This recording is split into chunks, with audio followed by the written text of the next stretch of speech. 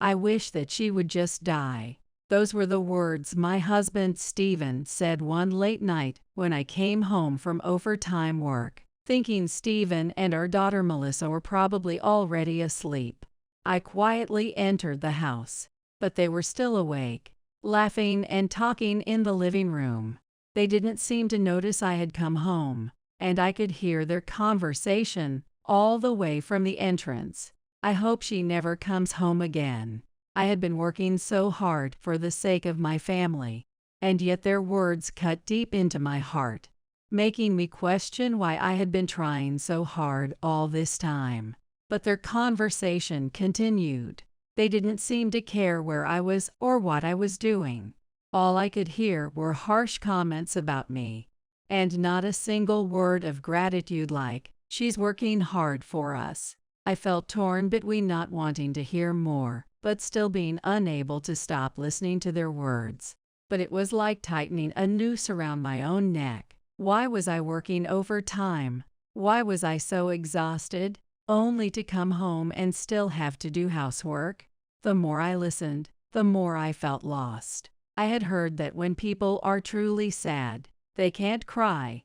And at that moment, I realized how true that was. I won't forgive them. My name is Kathleen, and I'm 45 years old. My husband Stephen is 3 years older than me, and we have a 17-year-old daughter named Melissa. The three of us live together. Stephen and I are a dual-income couple, making ends meet together, especially now with Melissa preparing for her university entrance exams. I've been taking on extra work and staying late at the office on purpose. She hopes to attend a private university, which is said to cost more than twice as much as a state university. In addition to our daily living expenses, we need to save up for her tuition, which has put constant pressure on our household finances. Despite that, she has a habit of wasting money, and it's been a major headache for me. She knows Stephen and I are working hard to pay for her education, but she still begs Stephen for money and spends it on whatever she wants. Stephen, too, spoils her by giving her allowances whenever she asks, and this often leads to arguments between us because I'm afraid we'll never save enough for her tuition. I wish Melissa could understand the struggles we're going through, but even if she does, she can't seem to control her spending.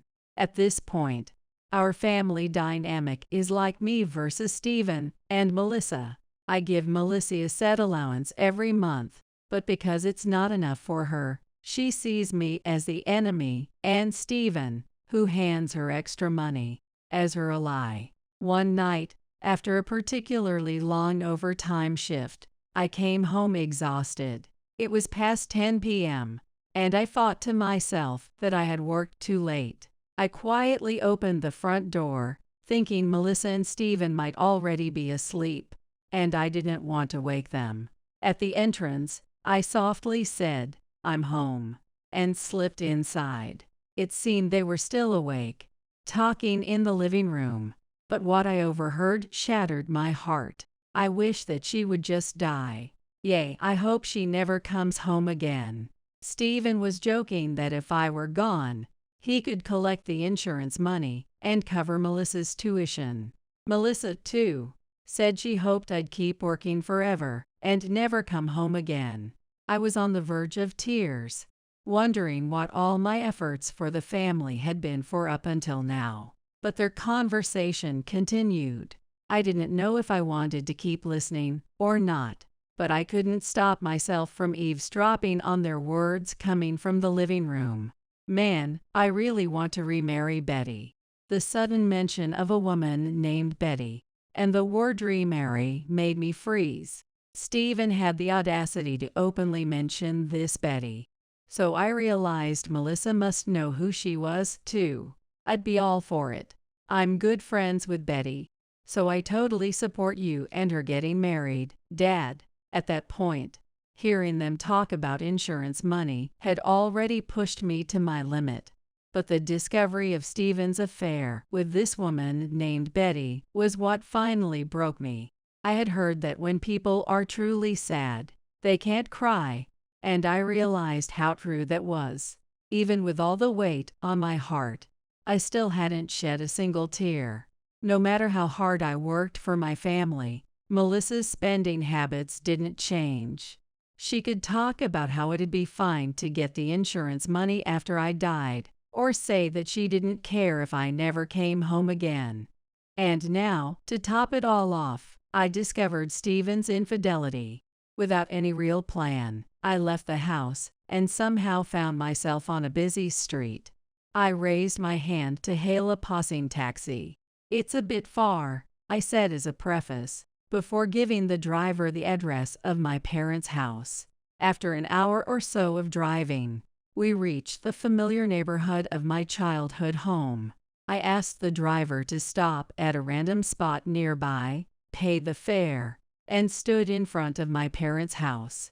I had called my parents from the taxi, telling them I was coming, so the porch light was already on.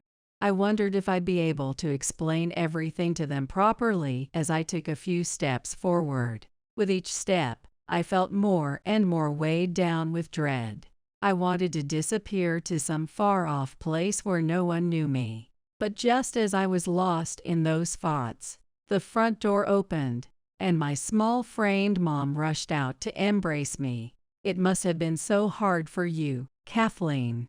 Stay here as long as you need, okay?" At last, I felt my mother's warmth, and the tears I had held back finally began to fall.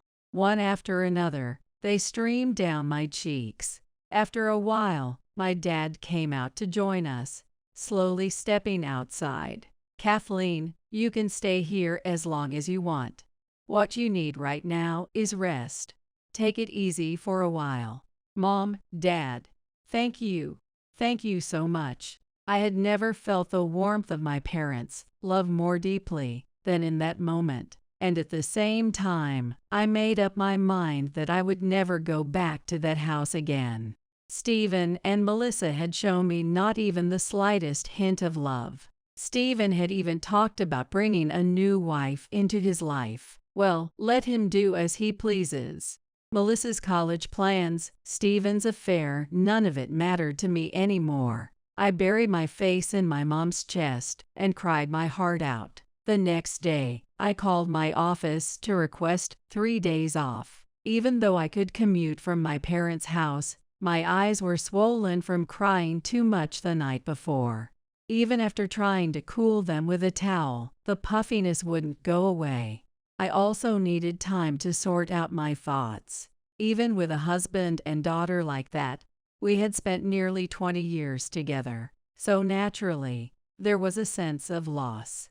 While I was still in bed after calling my office, Stephen's name appeared on my phone. "Hey, Kathleen, where the hell are you, and what are you doing?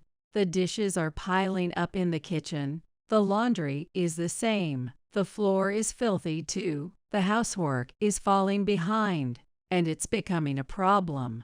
Not a word of concern about me, just complaints about the undone housework. He didn't care where I was or what I was doing, as long as I was getting the housework done. But I wasn't having it. I wasn't their convenient housekeeper anymore. "Stephen, I have a request." I spoke calmly, making sure not to lose control of my emotions. "I want a divorce." "Really? Funny you should say that. I was thinking the same thing. Let's get divorced." Stephen said he would take the day off, and we agreed to meet at the city hall at 11 a.m. With that, the call ended. Not long after, I received another call, this time from my office.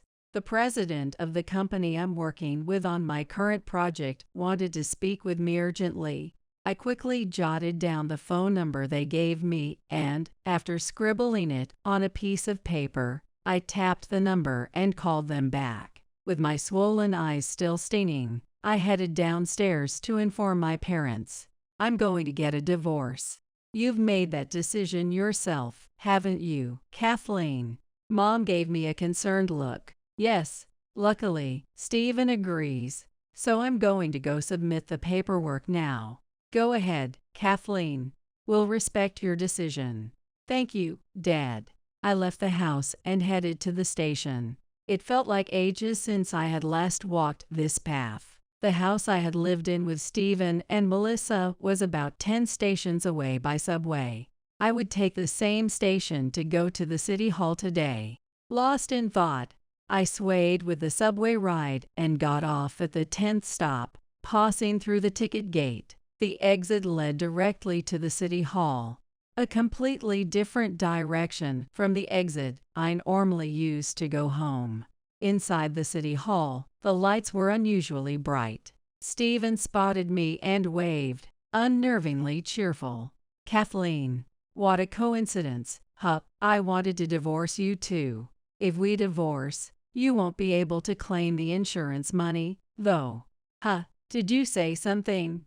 Never mind. Let's get this over with. I'm giving you custody of Melissa. Stephen responded, yeah, leave it to me, and began filling out the necessary details on the divorce papers.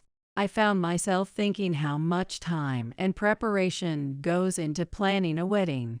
Yet divorces are done in an instant, and just like that, our divorce was finalized, and I went back to using my maiden name. I'll come pick up my things tomorrow or the day after. I'll return the apartment keys then. Is that all right? Stephen, of course, agreed, and we went our separate ways. 2 days after the divorce was finalized, on the last day of the 3 days I had taken off, I visited the apartment where Stephen and Melissa now lived. I was supposed to come yesterday, but after everything with the divorce, I had been in a state of shock and couldn't muster the energy. I had planned to come when no one would be home, but for some reason, the door wasn't locked. Even though I wanted to avoid seeing anyone, it seemed like fate that I would bump into someone on a day like this. With a heavy sigh, I opened the door, only to find Stephen and Melissa standing in the entryway.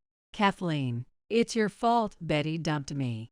What are you going to do about it? The first time I had heard Betty's name was the night I returned to my parents' house instead of here.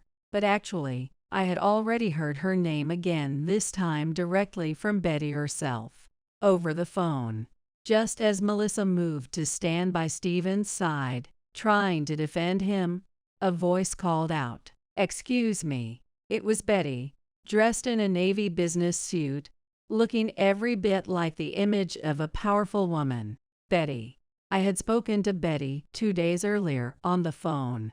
At first, she had called my office, but upon learning I was on leave, she insisted on reaching me urgently, contacting me through my workplace. Betty was the CEO of a company I was currently working with on a project. She was also a business partner of Stephen's company, and Melissa worked part-time at her firm. In other words, Stephen, Melissa, and I were all connected to Betty. Kathleen. As I mentioned when we spoke on the phone, I have nothing going on with Stephen. He's been approaching me, but I find it bothersome. We're already divorced, so whatever the two of you do is no longer my concern. Oh, divorced, are you? Betty had called me just before the divorce, informing me that Stephen was pursuing her, but that there was no mutual interest. Yes, just a few hours after your call, I submitted the divorce paperwork at the city hall. So there's no need to worry about me anymore. I sighed as I explained, and Betty let out a sigh as well. The brief silence that followed was broken by Stephen's furious outburst. Betty, are you betraying me and tattling to Kathleen? We're not even together anymore. There's no need to snitch. Stephen's rage was palpable. His eyes were bloodshot, and veins were bulging on his face. To be honest, it was terrifying. If Betty hadn't been there, I probably would have run away. Betty seemed to realize that this wasn't just an ordinary situation, and straightened her posture, responding to Stephen with a voice full of strength, as if she were drawing it from her core. What do you mean by betrayal? There was nothing to betray in the first place. We were never in a romantic relationship. I was shocked to realize that Stephen had really just been spinning his wheels alone. When I spoke with Betty on the phone, I had my doubts, wondering, could it be true? But now, seeing Betty herself standing here, I was glad that the misunderstanding had been cleared up. Betty continued, "This morning, I called Stephen's company and reported your behavior as harassment. You've already been removed from any projects with my company. Depending on how you act from here on, we're prepared to end our business relationship with your company altogether." At this, Stephen collapsed to the ground on his knees. "No, Betty, don't say my name." Now Melissa, seemingly desperate to salvage Stephen's reputation, chimed in. "Betty, you'll at least recognize my work, right? You'll raise my hourly rate based on my performance, won't you? If that's what you want, start by watching your tone. Even if you're a student, when you're working, you need to speak respectfully. Being overly familiar and being approachable are two completely different things. If your attitude doesn't change, I'll fire you without hesitation." After Betty's reprimand, Melissa also collapsed to the floor. It seemed Stephen and Melissa were both in shock, realizing nothing was going their way. "Betty, is everything you said to them is true?" "It is. As I mentioned during our phone call, I don't have any romantic feelings for Stephen at all. By the way, what are you doing at the front door? Do you still have business at this house?" To Betty, it must have seemed strange for an ex-wife to be in her former husband's house. I explained to her that I had just come to collect my personal belongings. "Then I'll keep watch here for you. So go ahead and grab your things quickly," she said. Given what I had just seen from Stephen and Melissa, I knew that if I took my eyes off them for even a moment, I wouldn't know what they might do. Since I usually remained unflappable, I figured I could manage to keep an eye on them for a little while. Grateful for her offer, I quickly stuffed my precious belongings from the bedroom and living room into the bag I had brought and hurried back to the entrance. There, Stephen and Melissa were still slumped in defeat, with Betty standing in front of them, arms crossed, leaning against the shoe rack. "Sorry to keep you waiting, Betty." "All right, let's go." Betty had driven to the apartment and offered to take me to the station. On the way, she asked, "If you don't mind, would you tell me what happened?" So, little by little, I told her about everything that had happened to me. I also told her that, at one point, I had believed Stephen was having an affair with her, but I now knew from our phone conversation and today's events that it had all been in Stephen's head. As for Melissa, I apologized for not knowing that she had been so disrespectful toward her boss, even though I was aware that she worked part-time at Betty's company. "You don't need to apologize to me, Kathleen." Her tone was more soothing than scolding. "I'm single, so I don't really understand divorce or children. But if you're not happy with those two, staying with them is just a waste of your time." I realized that she might be right. Despite devoting myself to my husband and daughter, they had said things like how they could cover tuition with my life insurance, and that I didn't need to come back home. It made me want to give up. "Betty, you're quite an interesting person." "Oh, do you think so? Well, maybe it's fate that brought us together. Why don't we exchange contact information?" When we arrived at the station, Betty dropped me off and said, "If anything happens, be sure to reach out." With that, she drove off. Several weeks had passed since then. At first, after the divorce, I had felt empty and hollow, but living comfortably at my parents' house without having to worry about anything, and not having to stay late at work anymore, slowly brought the life back to my face. "It's good to see you looking like your old self again, Kathleen," Mom said. After finishing the homemade breakfast she prepared, and with her even making me a lunchbox, I left the house. While it used to take about 30 minutes to commute from my old apartment to work, living at my parents' house meant the commute took about an hour. But considering I no longer had to cook for myself, I found that living with my parents was much easier. Since then, I hadn't seen Betty. Even when I called her, I couldn't get through, and I figured she must be busy. Thinking I might have better luck calling her on the weekend rather than a weekday, I returned home again today. However, waiting for me when I got home were my ex-husband Stephen and my daughter Melissa, wondering what they could possibly want. I was surprised when both of them, in unison, pleaded, "Please, come back." I decided to hear each of them out in turn to understand what was going on. First, I started with Stephen. Despite being clearly rejected by Betty, he had persistently clung to her. "She is my woman. What's wrong with hanging around her?" That was Stephen's excuse. If Betty were here, I was sure she would have been furious hearing him say something like that. Besides, I couldn't see any basis for Stephen thinking she was his woman. It was all just in his head. And in reality, his advances were nothing but a nuisance to Betty. I was starting to feel sorry for Stephen's delusional mind. But because of Betty's scheming, I was removed from the project. And then I was demoted at work, he said. I already knew about him being removed from the project, having heard it from Betty weeks ago, but I hadn't heard anything about him being demoted. After my demotion, I couldn't stand all the people around me anymore. Whether they were gushing about their new marriages or grinning because they got praised at work, I couldn't stand any of them, so I took my revenge on every single one of them. While Stephen talked about revenge like it was something grand, I thought to myself, isn't that just harassment? Then the next thing Stephen said left me speechless. As a result, I got fired from the company. Fired. Normally, companies don't fire employees so easily, unless a company is struggling financially, which wasn't the case with Stephen's company. A firing like this had to be due to his excessive harassment. Betty rejected me, and the company abandoned me. Now I have no one but you.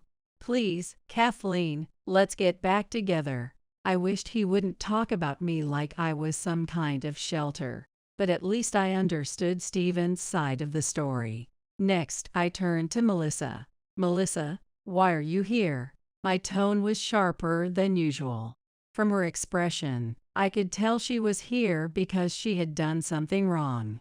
Whenever Melissa had something bad to confess, her eyes would always dart nervously from side to side. Even now, she was doing just that, making it clear she was hiding something.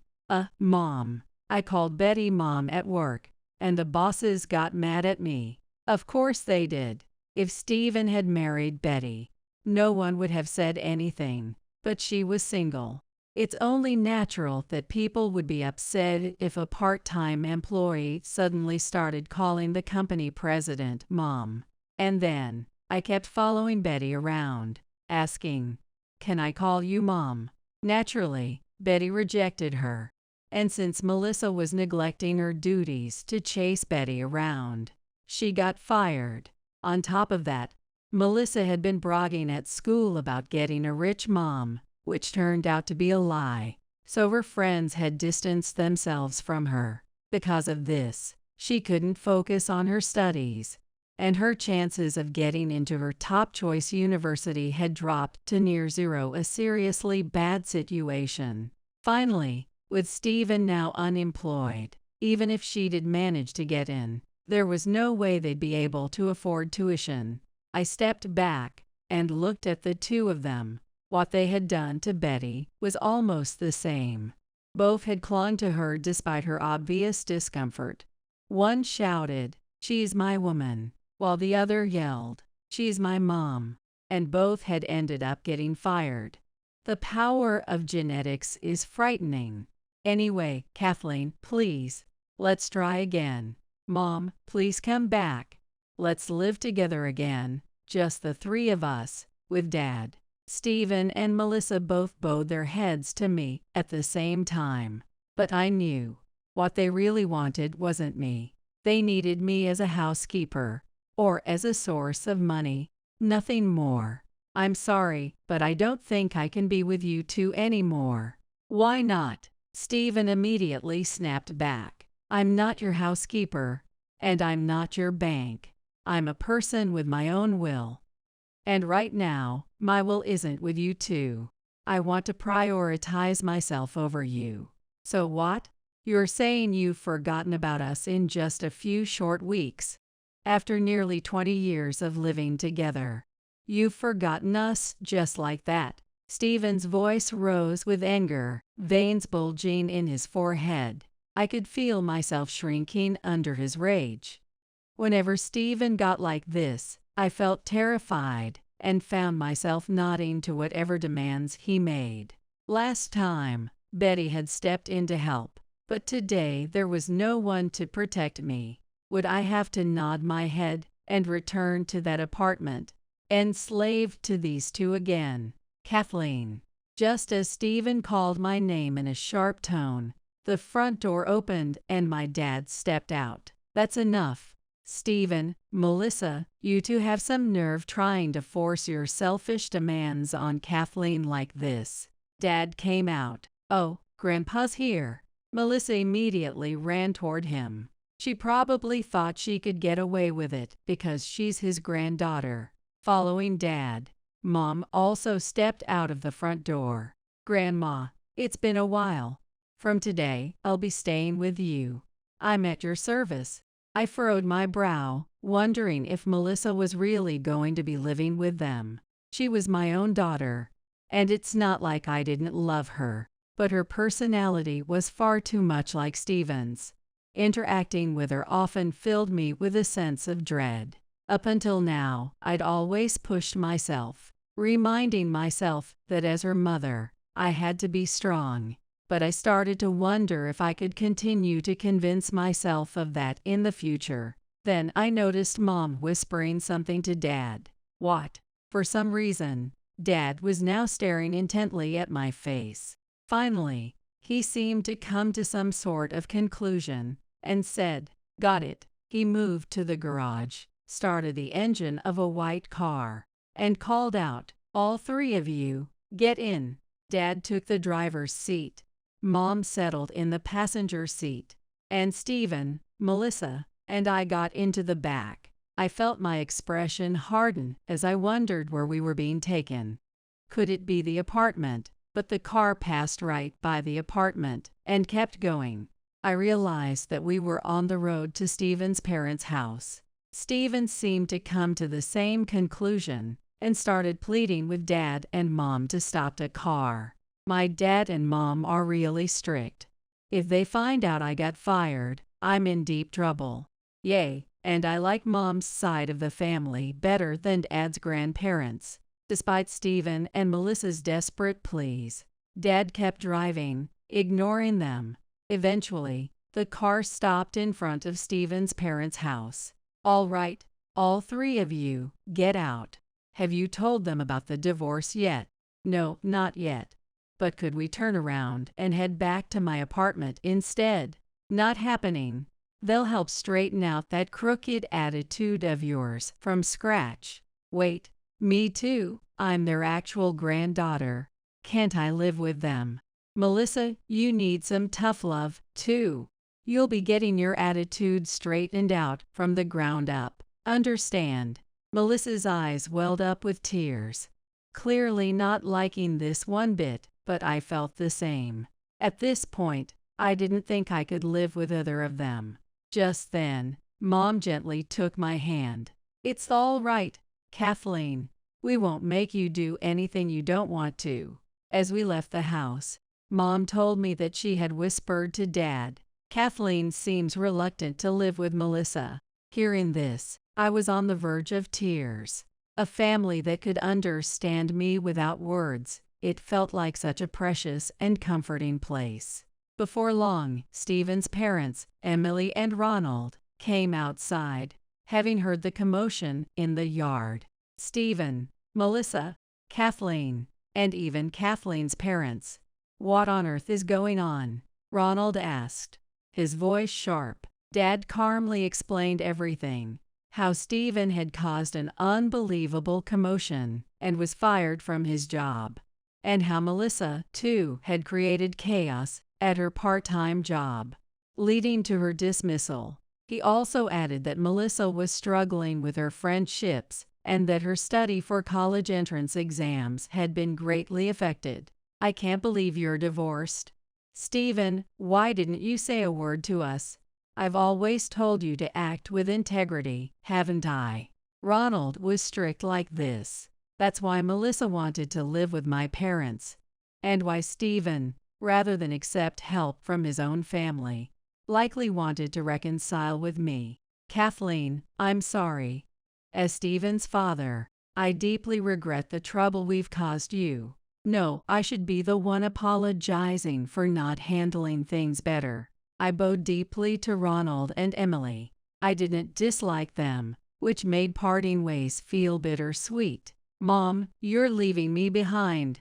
As I got into my parents' car, Melissa cried out, Yes, you'll be staying here with Ronald and Emily. Focus on your studies.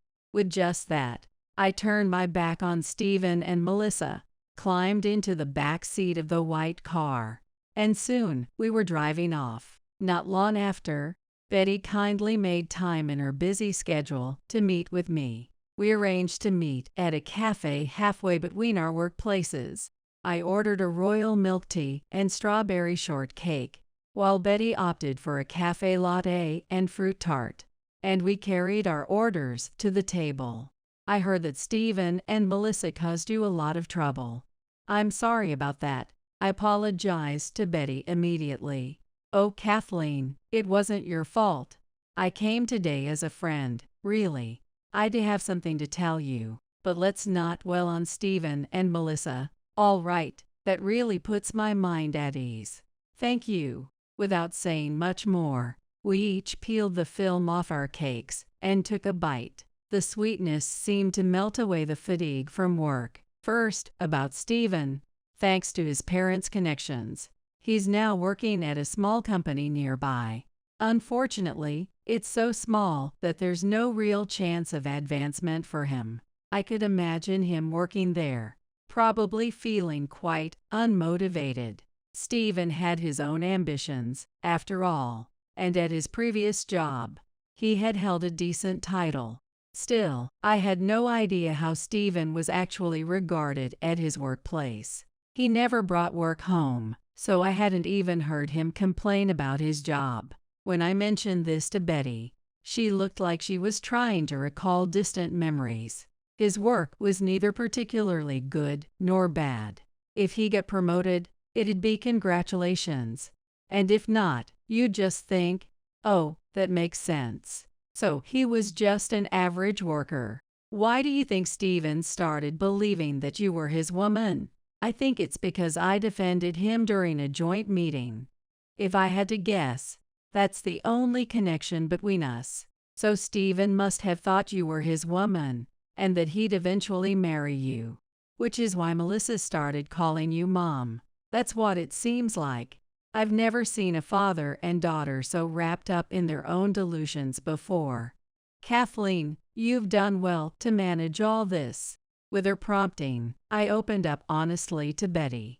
Stephen was a stranger to me to begin with, so once the divorce was finalized, that was that. I don't regret the divorce anymore. But with Melissa, I can't help feeling that maybe I could have done more for her. After graduating from high school, Melissa was unable to get into her first-choice university. Instead, she was accepted into her second-choice university, which I heard is close to her grandparents' house, so she began commuting there and started her college life. Aren't her grandparents quite strict? Yes, very much so. Then I think it will be her grandparents and society, rather than Stephen, who will raise her. Don't be too hard on yourself. Just visit her when you feel like it. Her words were a comfort to me. They reassured me that I didn't have to force myself or rush things. Feeling a sense of peace, I enjoyed mighty time with Betty. Not long after, the project Betty and I had been working on became a huge success. I, who had never been on the path to promotion, suddenly found myself on the fast track thanks to this success. I don't think I'm cut out for the promotion track, I confided over the phone, feeling a bit unsure of myself. But Betty quickly reassured me. You'll be fine, Kathleen. You're thorough in your work, and you're easy to collaborate with. Have more confidence in yourself. Through the strange connection that Stephen and Melissa brought into our lives, Betty and I have become close friends. I cherish this bond, and now feel determined to live fulfilling days, both in my work and in my personal life. Phew, it's finally over. That took forever. Let's get out of here. Graham, Kyle, now that your dad is gone too, I don't have to take care of you two anymore, right? Right after the funeral for my son Lance, his wife Patricia blurted out those unbelievable words. What could have possibly possessed her to say something like that? How could she say such a terrible thing to the twins, Graham and Kyle, who are drowning in grief over losing their father? You're the only parent these children have left now. Think about it. Huh? I'm remarrying a handsome doctor. The old hag can raise those twin brats. See ya. While I stood there in shock, Patricia selfishly spat out those lines and breezily walked away. The other attendees and I were stunned by this sudden turn of events. It's fine. After Patricia left, I muttered under my breath, I'll take responsibility for them. The chaotic funeral finally over, I returned home and collapsed into bed with a deep sigh. I was utterly exhausted, the day feeling longer than ever before. My eyelids grew heavy on their own. At 2 o'clock, I was awoken by strange laughter coming from the next room. When I opened the door, there were two faces illuminated by the pale blue glow of a computer screen in the darkness. There were Graham and Kyle, who should have been consumed by sorrow, laughing as they looked at the computer. I'm Felicity. Ever since I lost my beloved husband 3 years ago, I've been living alone in this house. The one joy in my life is when my adorable grandkids come to visit. Today, my grandsons Graham and Kyle are coming over to play for the first time in a while, so I've been restless with anticipation since morning. Even though lunch preparations are done, I wander around the houses, feeling like something is missing. Oh, that's right. The camera. The other day, the twins, who just started elementary school, said they would show me their new school uniforms. I started looking for the camera so I could properly capture them in all their glory. Found it. Now I'm all set. Just as I finally felt at ease, I heard a car engine stop in front of the house. Grandma. Hello. Hello. Energetic voices rang out from the entryway. Coming. Welcome, you two. I called back as I hurried to the front door, where Graham and Kyle stood wearing their new backpacks and uniforms. Behind them, my son Lance and his wife Patricia walked up. Mom, I'm home. Hi, Felicity. Long time no see. I'm so glad you all could make it. Come on in. I welcomed my son's family into the house, and we had a photo shoot with the kids in their school uniforms. The sight of my grandchildren wearing backpacks slightly too big for their small frames was absolutely adorable. It was hard to tell if they were wearing the backpacks or if the backpacks were wearing them. Grandma, guess what? Kyle and I are in different classes, Graham shared excitedly. Yeah, I have a male teacher, and Graham has a female teacher, Kyle chimed in. That's right. My grandchildren are twins. When my only son Lance married Patricia 8 years ago, They surprised us all by having twins not long after. I remember being overjoyed at the thought of gaining 2 grandchildren at once. However, I have to admit I was quite shocked when Lance announced he was marrying Patricia. Lance had always been a gentle, serious boy who kept to himself throughout his school years, so I never imagined he'd choose such a strikingly beautiful and confident woman as his bride. Thanks to their stunning parents, Graham and Kyle have grown into quite the handsome young lads themselves. They might just be what you'd call beautiful boys. Patricia, eager to capitalize on their good looks, was determined to get the boys into the entertainment industry, signing them up for dance classes and dragging them to auditions. When they first started kindergarten, Graham and Kyle were too young to understand and simply went along with whatever Patricia had planned for them. As I prepared lunch in the kitchen with Lance, my mind wandered, curious about what the boys had been up to lately. While Patricia stepped out to the car to grab something she forgot, Lance leaned in and whispered, "Mom, there's something I need to tell you." It seemed to be about Graham and Kyle. Right after they started elementary school, they started rebelling, saying they didn't want to dance anymore and hated the idea of being on TV. For a while there, things were pretty rocky between them and Patricia. Apparently, as they developed stronger senses of self in elementary school, they made their feelings clear to Lance and Patricia. It seems they take after Lance, both shy and uncomfortable with being in the spotlight. Patricia tried her best to keep them going, but in the end, we decided to let them quit for their own well-being. It almost caused some serious tension between us, to be honest. Things are okay now, though, Lance confided in me quietly, not wanting Patricia or the kids to overhear. I had been worrying about how they were doing lately, but hadn't found the right moment to ask. I'm glad Lance opened up to me. It sounds like the boys are focusing on adjusting to their new school life now. We all gathered around the dining table as Graham and Kyle regaled us with tales of their school adventures. I had been concerned, knowing how reserved they can be, but I was relieved to see they seemed to be enjoying school. After a lively meal and conversation, my heart swelled with happiness as I watched them head home with bright smiles on their faces. A few months later, my son's family of 4 came to visit again. "So Graham, Kyle, what new things have you boys been up to lately?" I inquired. "I learned how to make my drawings move on the computer," Graham proclaimed proudly. "And I'm in the middle of learning the C programming language," Kyle added. "I'm sorry. I asked you to explain it to me, but it went right over my head. But it sounds like you're learning some incredible things." These days, both boys are far more passionate about computers than sports. I know next to nothing about computers myself.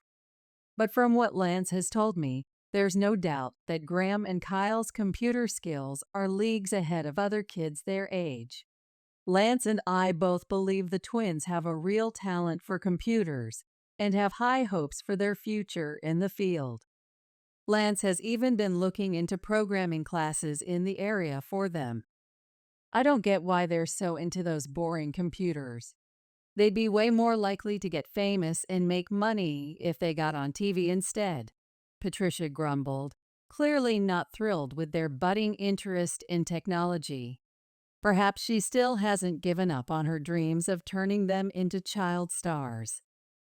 "What's the harm in letting the kids do what they love?" Lance said, trying to calm Patricia down. I nodded in agreement, thinking to myself, there's nothing that would make me happier than seeing my grandchildren thriving and doing what they enjoy. As time passed, Graham and Kyle entered the 6th grade. They were still as passionate about computers as ever, and apparently they had even completed and graduated from a programming class a few years prior. Lately, it seems Lance has been away on business trips frequently, often leaving the house empty. As a result, when Patricia's work schedule leaves the kids alone. Graham and Kyle often come over to my house to hang out. Dad's never home these days, so we can't go out and do anything fun, Kyle complained. Yeah, he promised we'd go camping next holiday, but who knows if he'll actually follow through, Graham added with a sigh. Your dad must be really busy with work. I'm sure he's doing his best and holding back his desire to spend time with you boys, so we should cheer him on, I encouraged them. Graham and Kyle seemed a bit dissatisfied with the lack of quality time with Lance due to his hectic work schedule. A while back, Lance had excitedly shared with me that he'd been put in charge of a major project that could make or break the company. That project must have finally kicked into high gear, and he's been working hard alongside his team. Come to think of it, I've started watching them overnight quite often recently, not just during the day. At first, I was more than happy to help out, thinking it would give Patricia a much-needed breather since she's practically raising the kids on her own while juggling work. However, it seems that every time Lance goes on a business trip, she ends up staying out overnight. While I absolutely adore spending time with my grandchildren, it feels like it's been happening a lot more frequently. Since they're in 6th grade now, I figured they wouldn't need too much hands-on care, but perhaps Patricia is finding it overwhelming. Felicity, sorry to bother you again. I'll be leaving them in your care today, Patricia called out breezily as she dashed off. Graham and Kyle would be staying over again tonight. Oh no, I forgot my cold medicine, Graham suddenly remembered. Oh dear, you've caught a cold. That's not good. Patricia just left, so why don't I give her a call and ask her to bring it over? I offered. I dialed Patricia's number. It rang several times, but no one picked up. Eventually, it went to voicemail. Patricia wasn't answering her phone. Mom, she didn't pick up. What should we do about the medicine? I hope Graham's cold doesn't get worse, I fretted.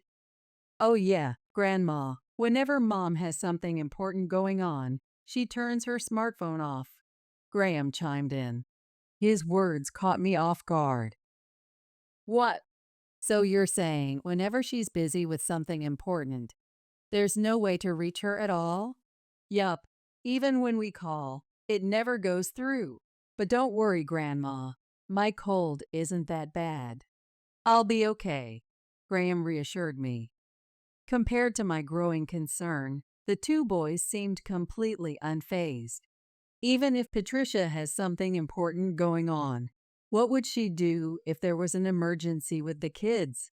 So far, nothing serious has happened, and the children are safe, but this is starting to feel like child neglect. I felt sorry for both Graham and Kyle, knowing their mom wasn't giving them the attention they needed, and spent the day with an unsettled feeling in my gut. The next evening, when Patricia came to pick them up, I decided to ask her about it. Patricia, Kyle forgot his medicine, so I tried calling you shortly after you left.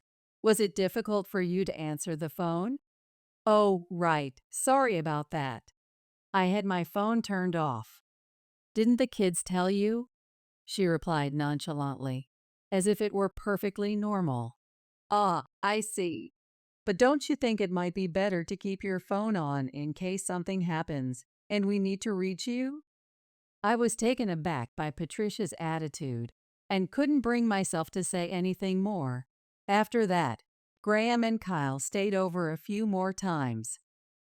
While I was watching them, I tried calling Patricia's smartphone several times for various reasons, but as expected, she never picked up.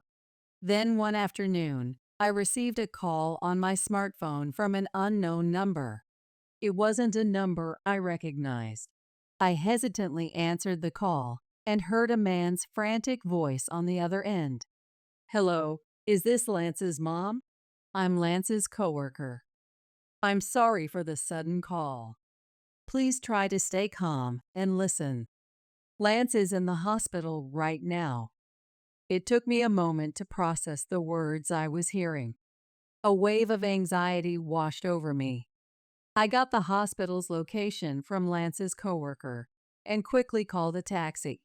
On the way there, I couldn't settle my nerves, worried sick about Lance's condition. What could have happened for Lance to end up in the hospital? Was he going to be okay? That's right.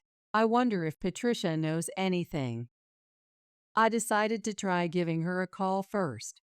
Despite my desperate wish for her to pick up, the phone just kept ringing and ringing.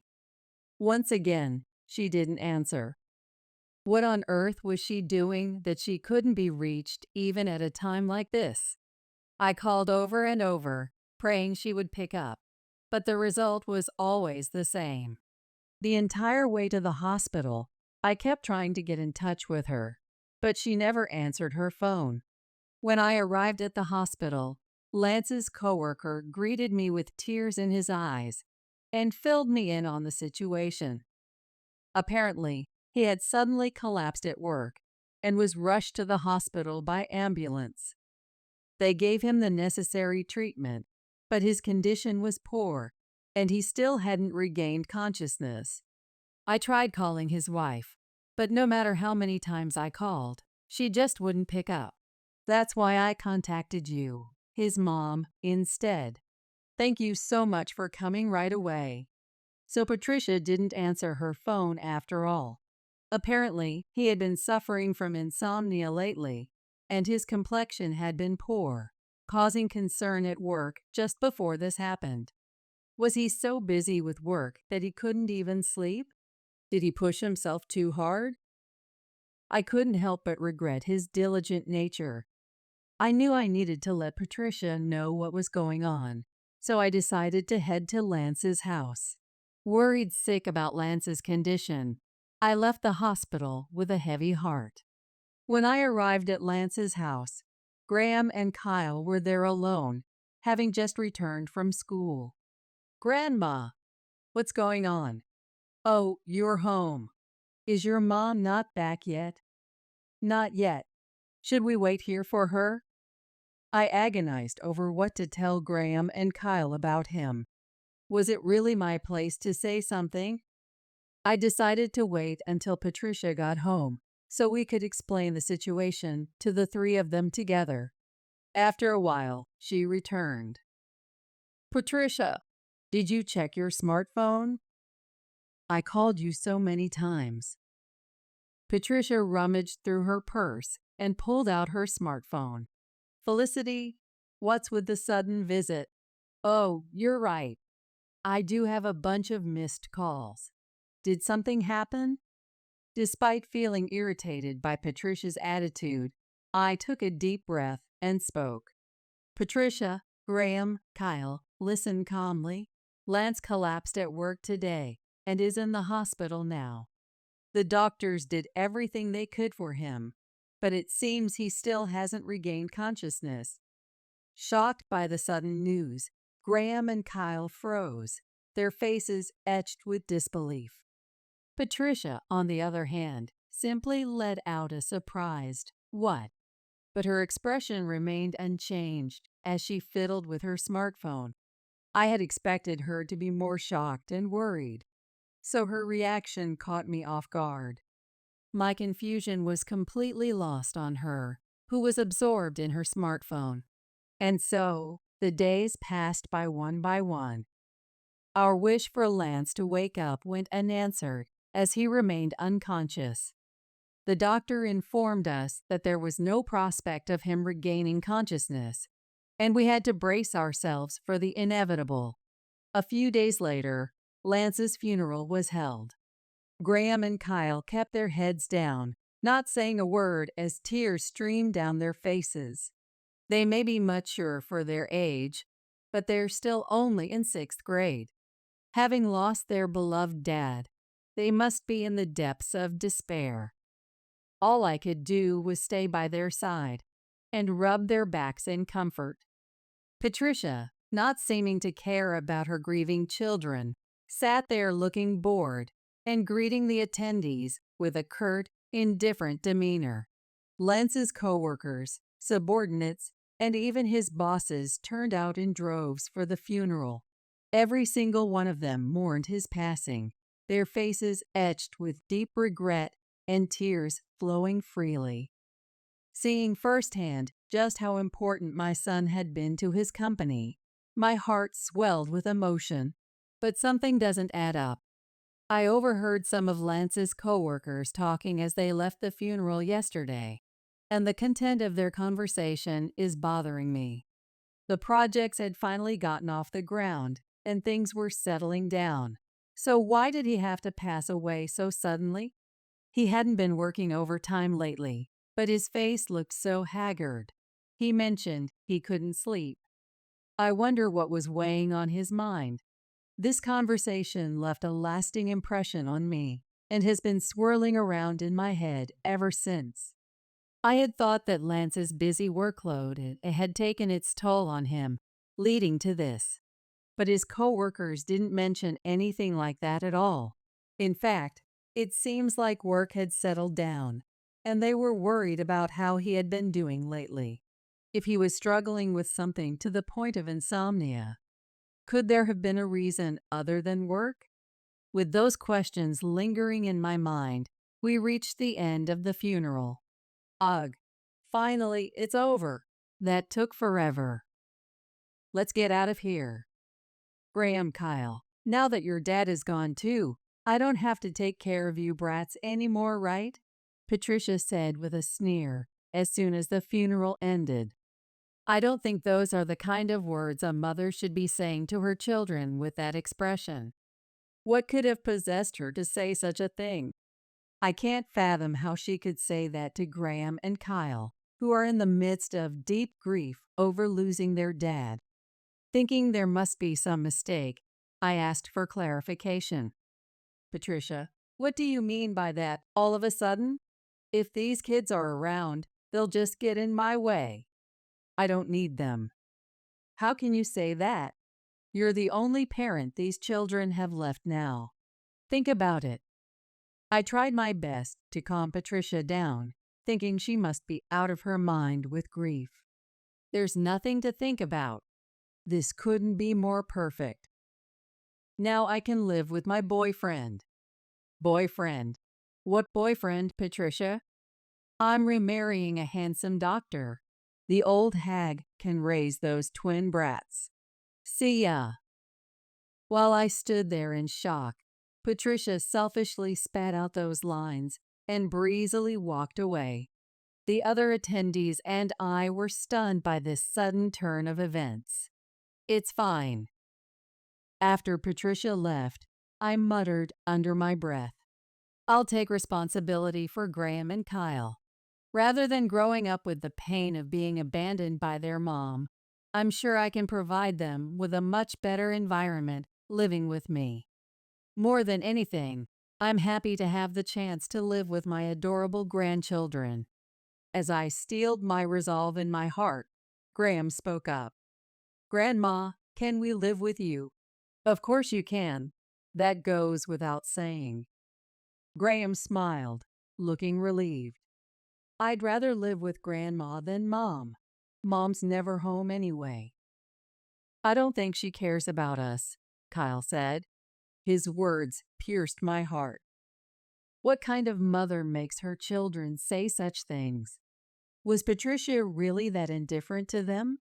We stopped by Lance's house to quickly pack some of Graham and Kyle's things before finally making it back to my place. After finishing dinner, Graham and Kyle seemed exhausted, barely speaking and looking sleepy. They must be physically and emotionally drained after today. Not only did they have to say goodbye to their dad, but their mom up and left them too.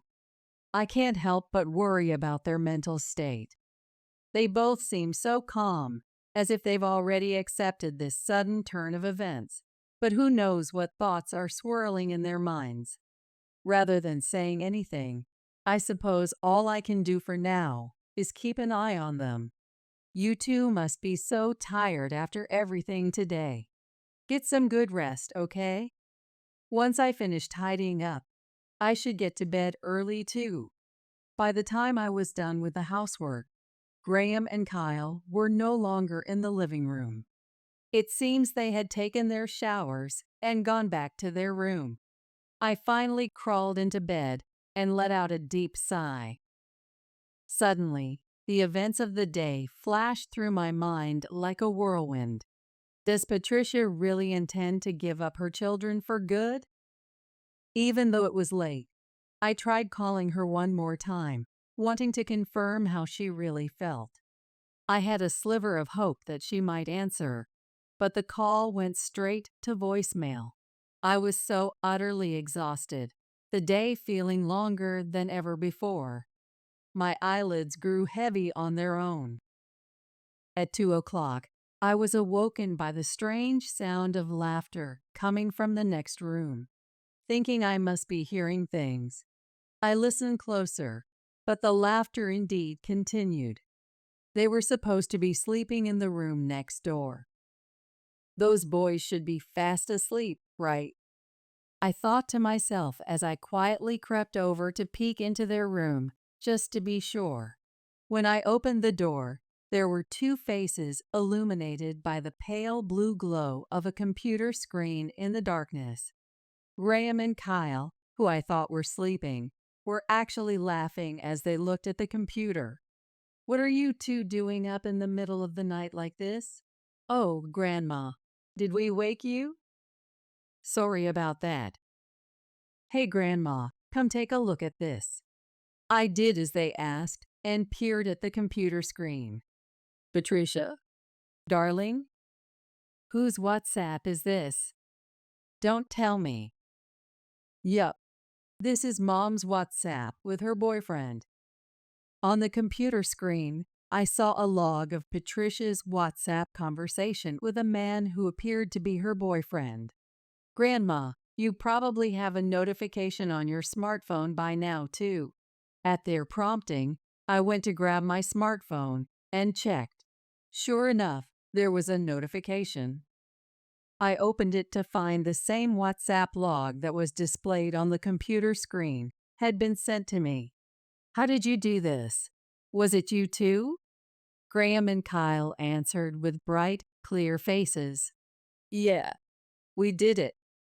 By now, the image should have been sent to everyone registered in Mom's smartphone. "What? What do you mean?"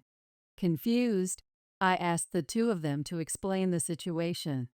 "I think it's Mom's fault that Dad collapsed," Graham said. Apparently, Lance had grown suspicious of Patricia's increasingly frequent overnight absences lately. Graham overheard Lance confronting Patricia, demanding to know where she was and what she was doing, but she completely ignored him and brushed him off. "Maybe it's because we're still kids. I'm sure Dad was struggling with something, but he never told us anything." It seems Lance was agonizing over how to deal with Patricia's frequent absences and her constantly leaving the children with me. Sometimes when I was sleeping next to Dad, I'd wake up because I could hear him making pained noises. Maybe he was feeling so crushed he couldn't even sleep, Kyle shared. Call it a child's intuition, but they had noticed their dad was under a lot of stress and not getting enough sleep. "But our uncles and aunts were saying it was because he was so busy with work." "It's totally Mom's fault, though," Graham said, looking frustrated. "I couldn't say it was Mom's fault at the funeral because no one would believe a kid, but..." So after the funeral, I decided to show everyone the evidence by programming Mom's smartphone. They figured, even if they tried to tell the adults that their dad had collapsed, no one would believe them, and Patricia would certainly stop them if they tried to speak the truth. I was surprised they would expose her like this, no matter how good they were with computers. The two of them spoke with such bright, clear faces. I couldn't help but be impressed. Still, I wondered how they had managed to manipulate Patricia's smartphone when she was rarely home. So I asked, Mom's really bad at using smartphones and PC devices. That's why we always set things up for her. We memorized all her passwords and stuff then.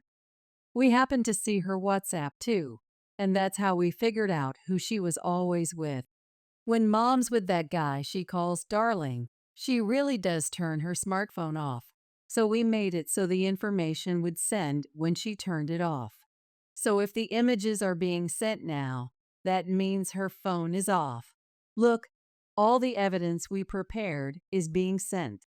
I checked the notifications on my own smartphone. The brats are going to the old hag's house, so I'll be with Darling today and tomorrow. Darling is so handsome and talented, but my husband, he works so hard all the time, but barely makes any money. There's no comparison. Maybe I should frame my husband for cheating so I can divorce him and get a big payout in the settlement. There were so many unbelievable messages. As I opened the notifications, I even saw some about Graham and Kyle. I thought they'd be able to make money since I gave birth to such handsome boys. But neither of them wants to enter the entertainment industry, and they don't have the guts to stick with it. Unbelievable. I paid so much money for their dance lessons and auditions. Such a waste. Those kids are nothing but a disappointment. What a mother she is. She forced her own selfish desires on her children and then calls them a disappointment. I really feel for these poor kids. I had always sensed that Patricia was a woman who spoke her mind, but I never imagined she would badmouth others with such a foul mouth. I thought she was just being rude at the funeral because emotions were running high. But is this her true nature? I wonder if Lance knew this was the kind of person she was, or if he had been deceived. Discovering Patricia's true colors was a huge shock to me. In stark contrast to my shock, Graham and Kyle seemed to have rather refreshed expressions on their faces. I bet our relatives and Mom's friends are all freaking out right about now. A few days later, I received a call from Patricia's mom. I can't even begin to apologize for my daughter's actions. I don't know how to make amends. She kept apologizing profusely, sounding incredibly remorseful. Since what's done is done and can't be undone, I accepted her apology and asked how Patricia was doing. According to her mom, ever since the exposé, her relatives and friends had cut ties with her. As a result, she had no idea where Patricia was or what she was doing now. I guess that's to be expected. I thought to myself, unsurprised. To be honest, there were days when I worried if I had made the right choice by suddenly taking in Graham and Kyle. But I was relieved that we had cut ties with Patricia early on before she could derail these children's lives any further. I truly believe they'll be able to live much happier lives without Patricia's influence. And apparently, even the man she was cheating with, who she was so keen on remarrying, saw her true colors and dumped her. But that wasn't all. This time, with the evidence of her infidelity spreading even to her friends, one of them decided to track down and investigate the man she was cheating with. As it turns out, he had a bad reputation with women and was dating a bunch of them. She was just one of many. Moreover, his claim of being a doctor was a lie. He was actually just a regular employee at a small company. It seems he's in big trouble now that people around him have caught wind of his numerous misdeeds. Sometime later, I received a call from Lance's company. They informed me that they would be treating Lance's death as a work-related accident, so we would be receiving compensation. I knew that his death wasn't the company's fault, so I felt terribly guilty about it being recognized as a work-related accident and receiving compensation. I couldn't just keep quiet and accept the money, so I went to see Lance's boss. I'm so sorry for all the trouble my son has caused. The truth is, he didn't collapse because of work. It was due to the stress from his wife I explained, detailing everything that had happened. Lance's boss looked shocked as he finished listening to my story, but his expression quickly turned serious again. No, regardless of the reason, we want you to accept the compensation. Please think of it as our final way of recognizing Lance's contributions, he said. He had apparently brought the projects to the verge of completion, and thanks to his efforts, it had been a huge success. Lance's contributions were immense, and they said the project never would have gotten off the ground without him pushing it forward. This project had been the catalyst for the company's significant growth, so they were immensely grateful to him, but regretted not being able to express their appreciation directly. I was so happy to hear them hold him in such high regard. Lance's life, spent working diligently and doing his best, hadn't been in vain after all. If only I could tell him directly that the project had succeeded, that the company had grown thanks to him. But that wish will never come true. Hoping that he would be rewarded even a little in heaven, I decided to accept the compensation money. The amount was more than enough to cover Graham and Kyle's future educational expenses. Just as Lance had said when he was alive, I want the two of them to grow up doing what they love without any restraints. Someday, they'll both have dreams of their own. I don't want them to give up on their dreams just because they're living with me and don't have their parents around. I decided to carefully save this money so that when the time comes, I can give them plenty of options to choose from. With a renewed determination to raise these two to become people who can contribute to society, just like Lance, I made up my mind. From now on, the three of us will live happily together, keeping him in our thoughts. Harold was left jobless when his company folded. Desperate, he pleaded with his uncle and managed to get a position at his uncle's company. A year later, I received a photo and a message on my mobile phone from Harold's mistress. "I'm Harold's lover. Can't wait to live together." Ignoring the message, I came home from work the next day to find most of the furniture gone. A note left on the kitchen counter was penned in Harold's handwriting. "I moved to Natalie's place." I called Harold. "Where are you? Maybe I should hire you?" The sugary voice likely belonged to Natalie. "If you're okay being a housekeeper, I'll give you the address." Natalie seemed to be under a major misunderstanding. "Then, it's divorce with Harold, who only earns $8 an hour. If you want to talk in your sleep." Ah, she knows nothing. Poor thing. I told her I'd contact her once the divorce preparations were complete, then hung up. Just you watch. Soon, I'll plunge you from the height of happiness to the depths of despair. I am Michelle, a 50-year-old working mother. I work for the company run by my uncle. I met Harold, my husband of 20 years, at a gathering among friends. He seemed like a great guy, and after he approached me as we were leaving, we started dating after meeting a few times. Harold had lost his dad in middle school, but his stepmother Isabella came from a wealthy family. After graduating from a prestigious university and working for a major corporation, he always seemed to have financial and emotional leeway, which showed in his attitude. Thanks to this, Harold was always attentive to me. On anniversaries, he'd go all out with presents, luxurious dinners, hotels with beautiful night views, and even bouquets of flowers. Treated like a princess, I was over the moon. When we decided to get married, I was thrilled, thinking I could build a happy home with him. Little did I know, I'd regret it so soon. Since middle school, Isabella had lived alone with Harold, so it was easy to imagine she'd interfere in our marriage. However, Isabella, living in the next town, never visited our apartment and didn't rush us to visit her in-laws' home either. "She seems busy with theater, traveling with friends, or concerts," I was told. Hearing this, I felt relieved. Soon after, I became pregnant, and both Isabella and Harold were more delighted than I, savoring the happiness. But it was around this time that dark clouds began to loom over our marriage. Harold started going out on weekends. Despite my being weak from morning sickness, he'd casually go skiing, camping, or traveling, making me question his sensitivity. Getting married and then leaving the house empty every weekend is just strange.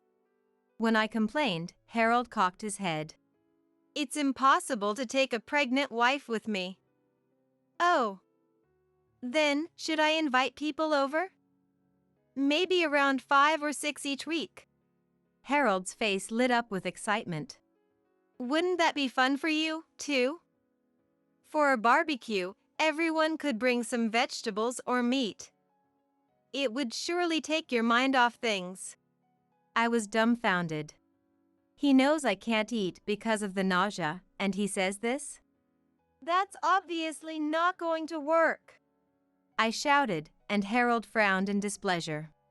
What's wrong with going out and having fun with my own money on weekends? I'm not saying don't go, but you're not single anymore. I just wish you'd be more considerate. Harold looked even more disgusted. You should be the one more considerate. What? I'm providing a comfortable life thanks to me, and you're not grateful enough. I'm working for both of us, so you should be more devoted. You're the wife, after all. With those arrogant words, he grabbed his suitcase and left the house. As the sound of the car engine faded, I slumped into the sofa, feeling gloomy. I could understand where Harold was coming from. But leaving a pregnant wife alone, spending weekdays drinking late with colleagues, and weekends playing with single friends every week, is questionable. He hasn't shaken off his bachelor mindset. Would becoming a father next year bring some sense of responsibility? I had no choice but to believe he would change. Eventually, a boy was safely born. The child we named Cody was growing well. Please don't come to the maternity hospital, Harold had asked Isabella, so I was grateful for the quiet time in the room. However, the backlash was tremendous. After being discharged, Isabella, along with friends, repeatedly barged into my apartment. The first time was just after I had finally managed to put Cody to sleep. The moment I sat down on the sofa to rest, the intercom rang loudly, making my heart jump. Checking the monitor, there was Isabella and several older women.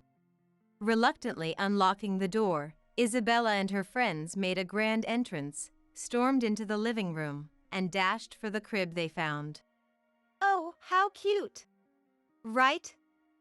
He looks just like Harold. Really? Do you think so?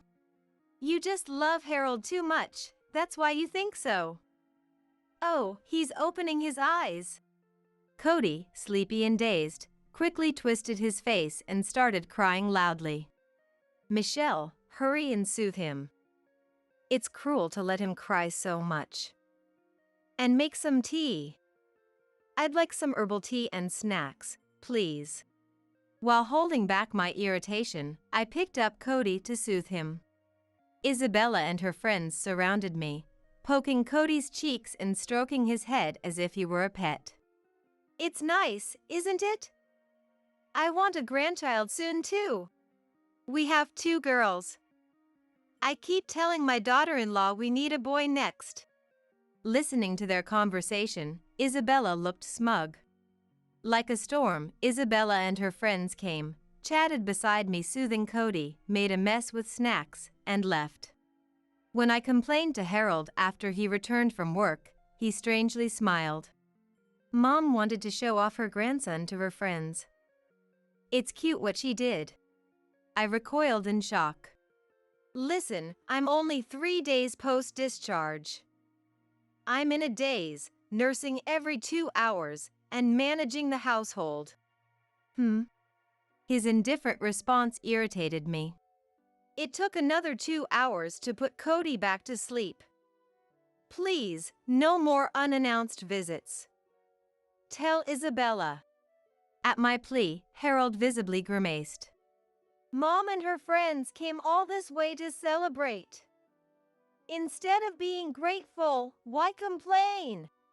Feeling utterly frustrated with Harold's lack of understanding, I wished I had given birth back at my parents' home, even if it meant hours by plane and train. My parents live with my brother and his wife, who have young kids, so I hesitated to return home.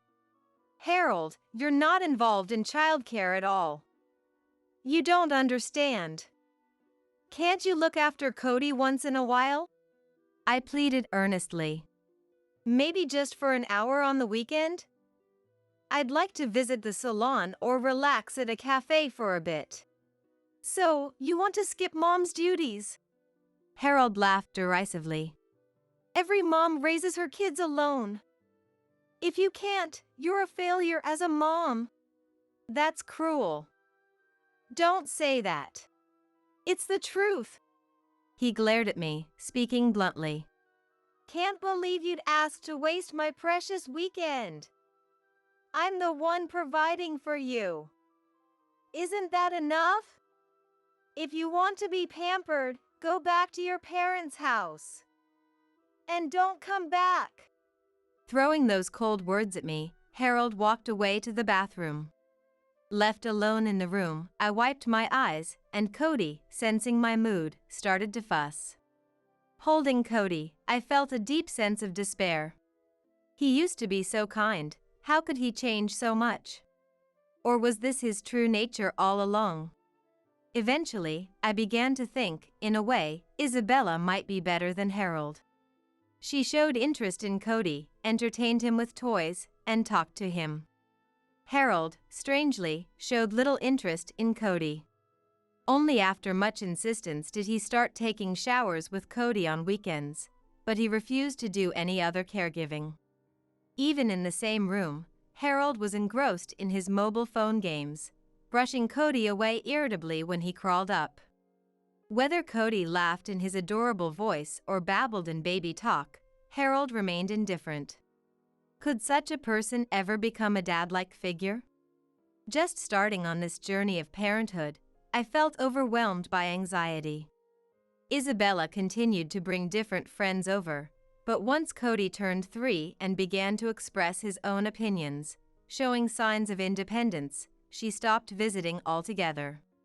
It seemed Cody's cuteness had diminished for her. After enjoying a brief period of peace, I approached Harold about starting work.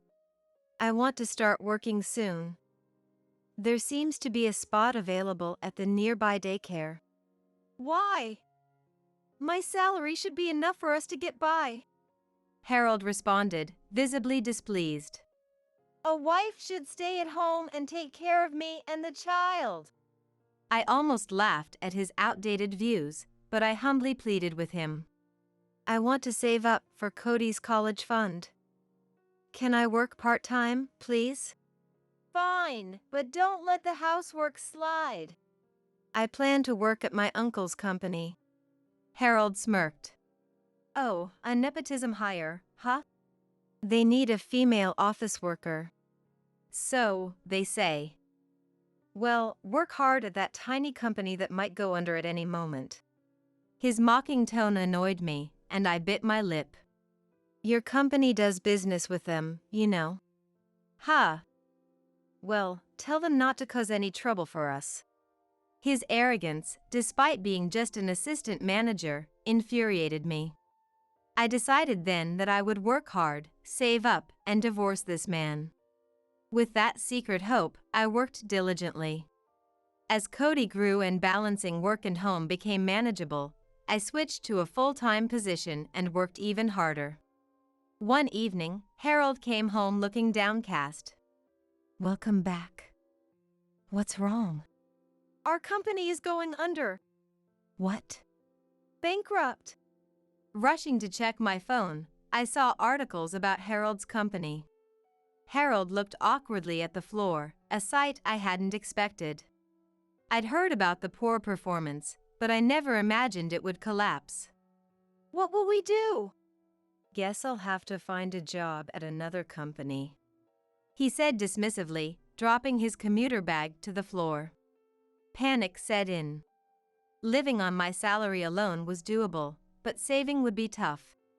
For now, I planned to dip into the savings I'd secretly amassed for a potential divorce and use it for Cody's college fund. Despite Harold's bluster at home, we had been comfortably living off his income. Losing that would be a significant blow. I could only hope he'd find a new job before the unemployment benefits ran out. However, Harold's determination only lasted a month. Soon, he fell into a routine of staying up late and sleeping in, leading a sloppy life. I was frustrated that Harold used all his unemployment benefits as pocket money without contributing to the household. Watching him play mobile games while sprawled on the couch, as I cooked and cleaned, made my anger nearly boil over multiple times. Hey, maybe it's time to seriously look for a job. You're almost 40.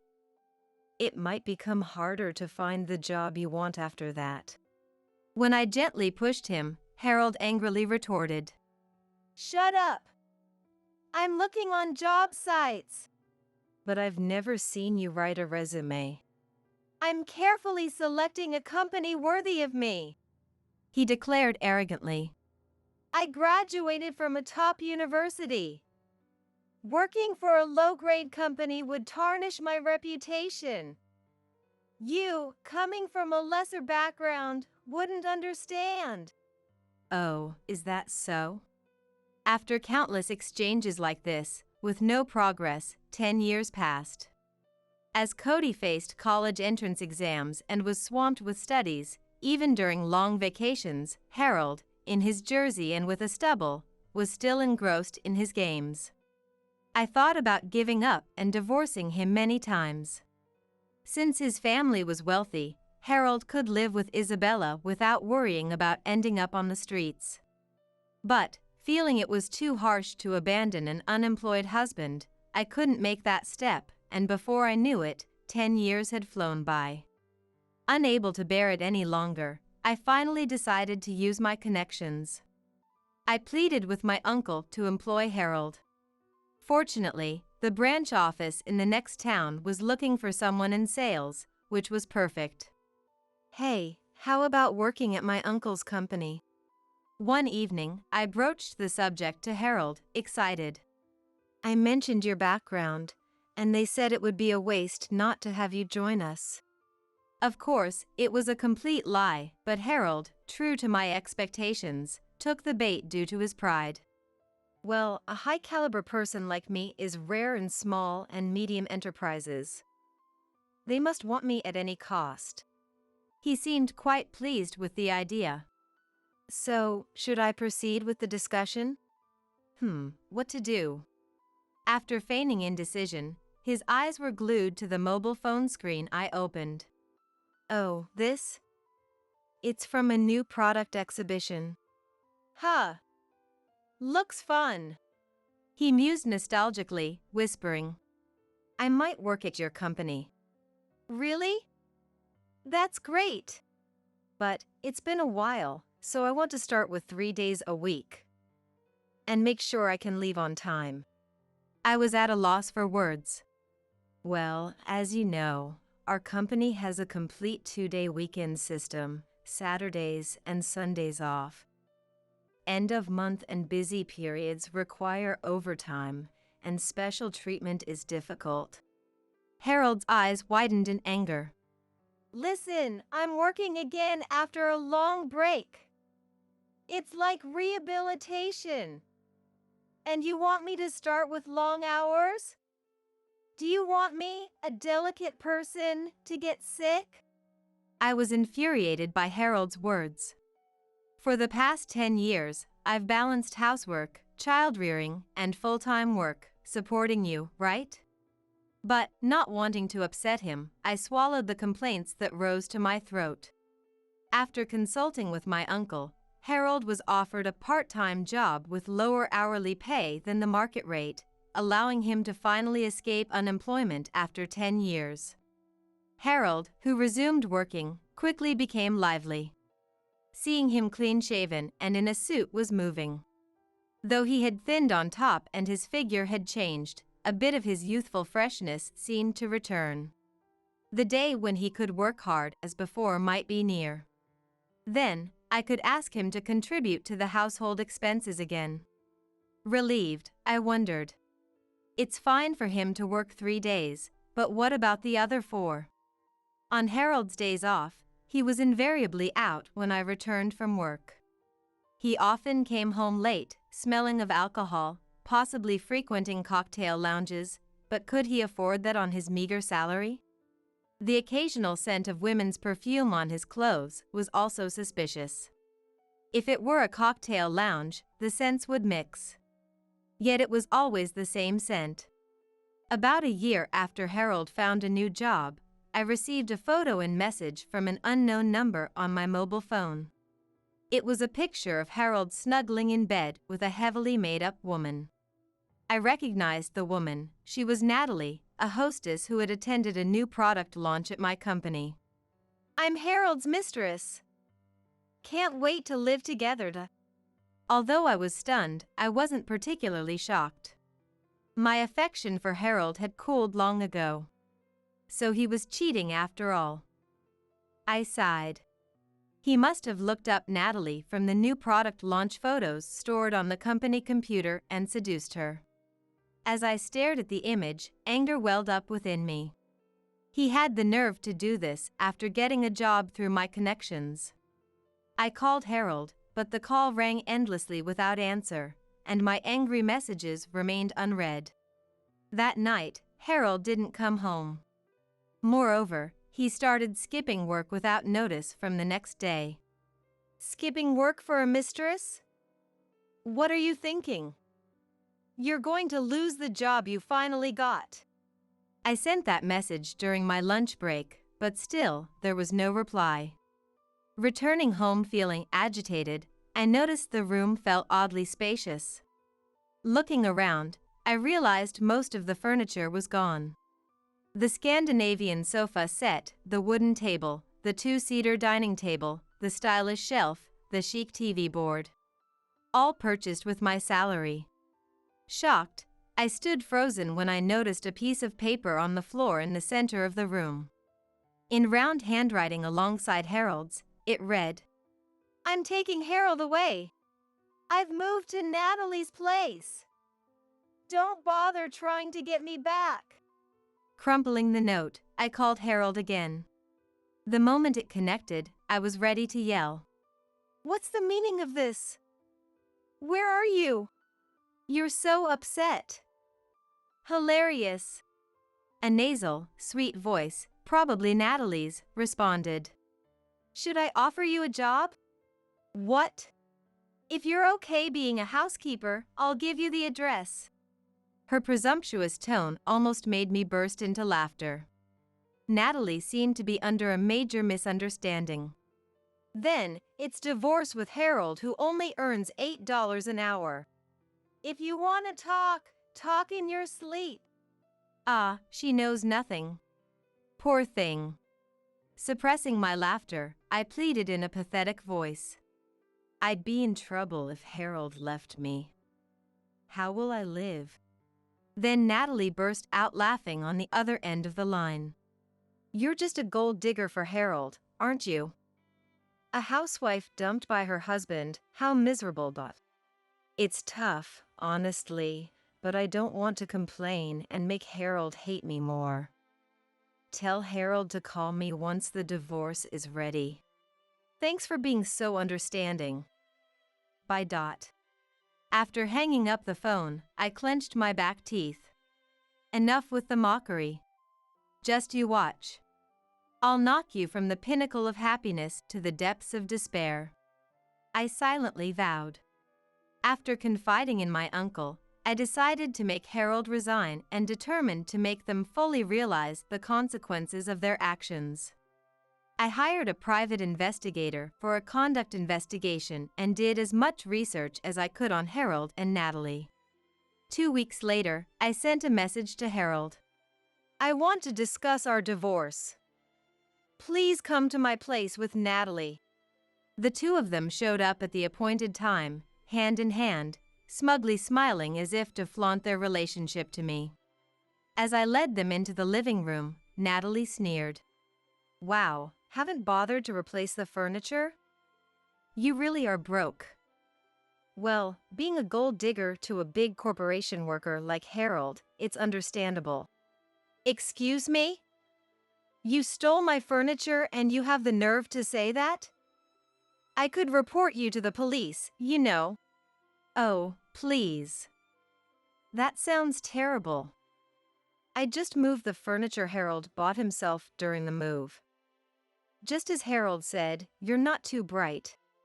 Natalie's disdain was palpable. Turning to Harold, who awkwardly averted his eyes from me. It was clear he was trying to impress Natalie. When the furniture was replaced because it was old, Harold was unemployed, and my salary was all we had. To lie so blatantly when it's bound to be discovered, who's the dumb one here? Muttering curses under my breath, I addressed Harold.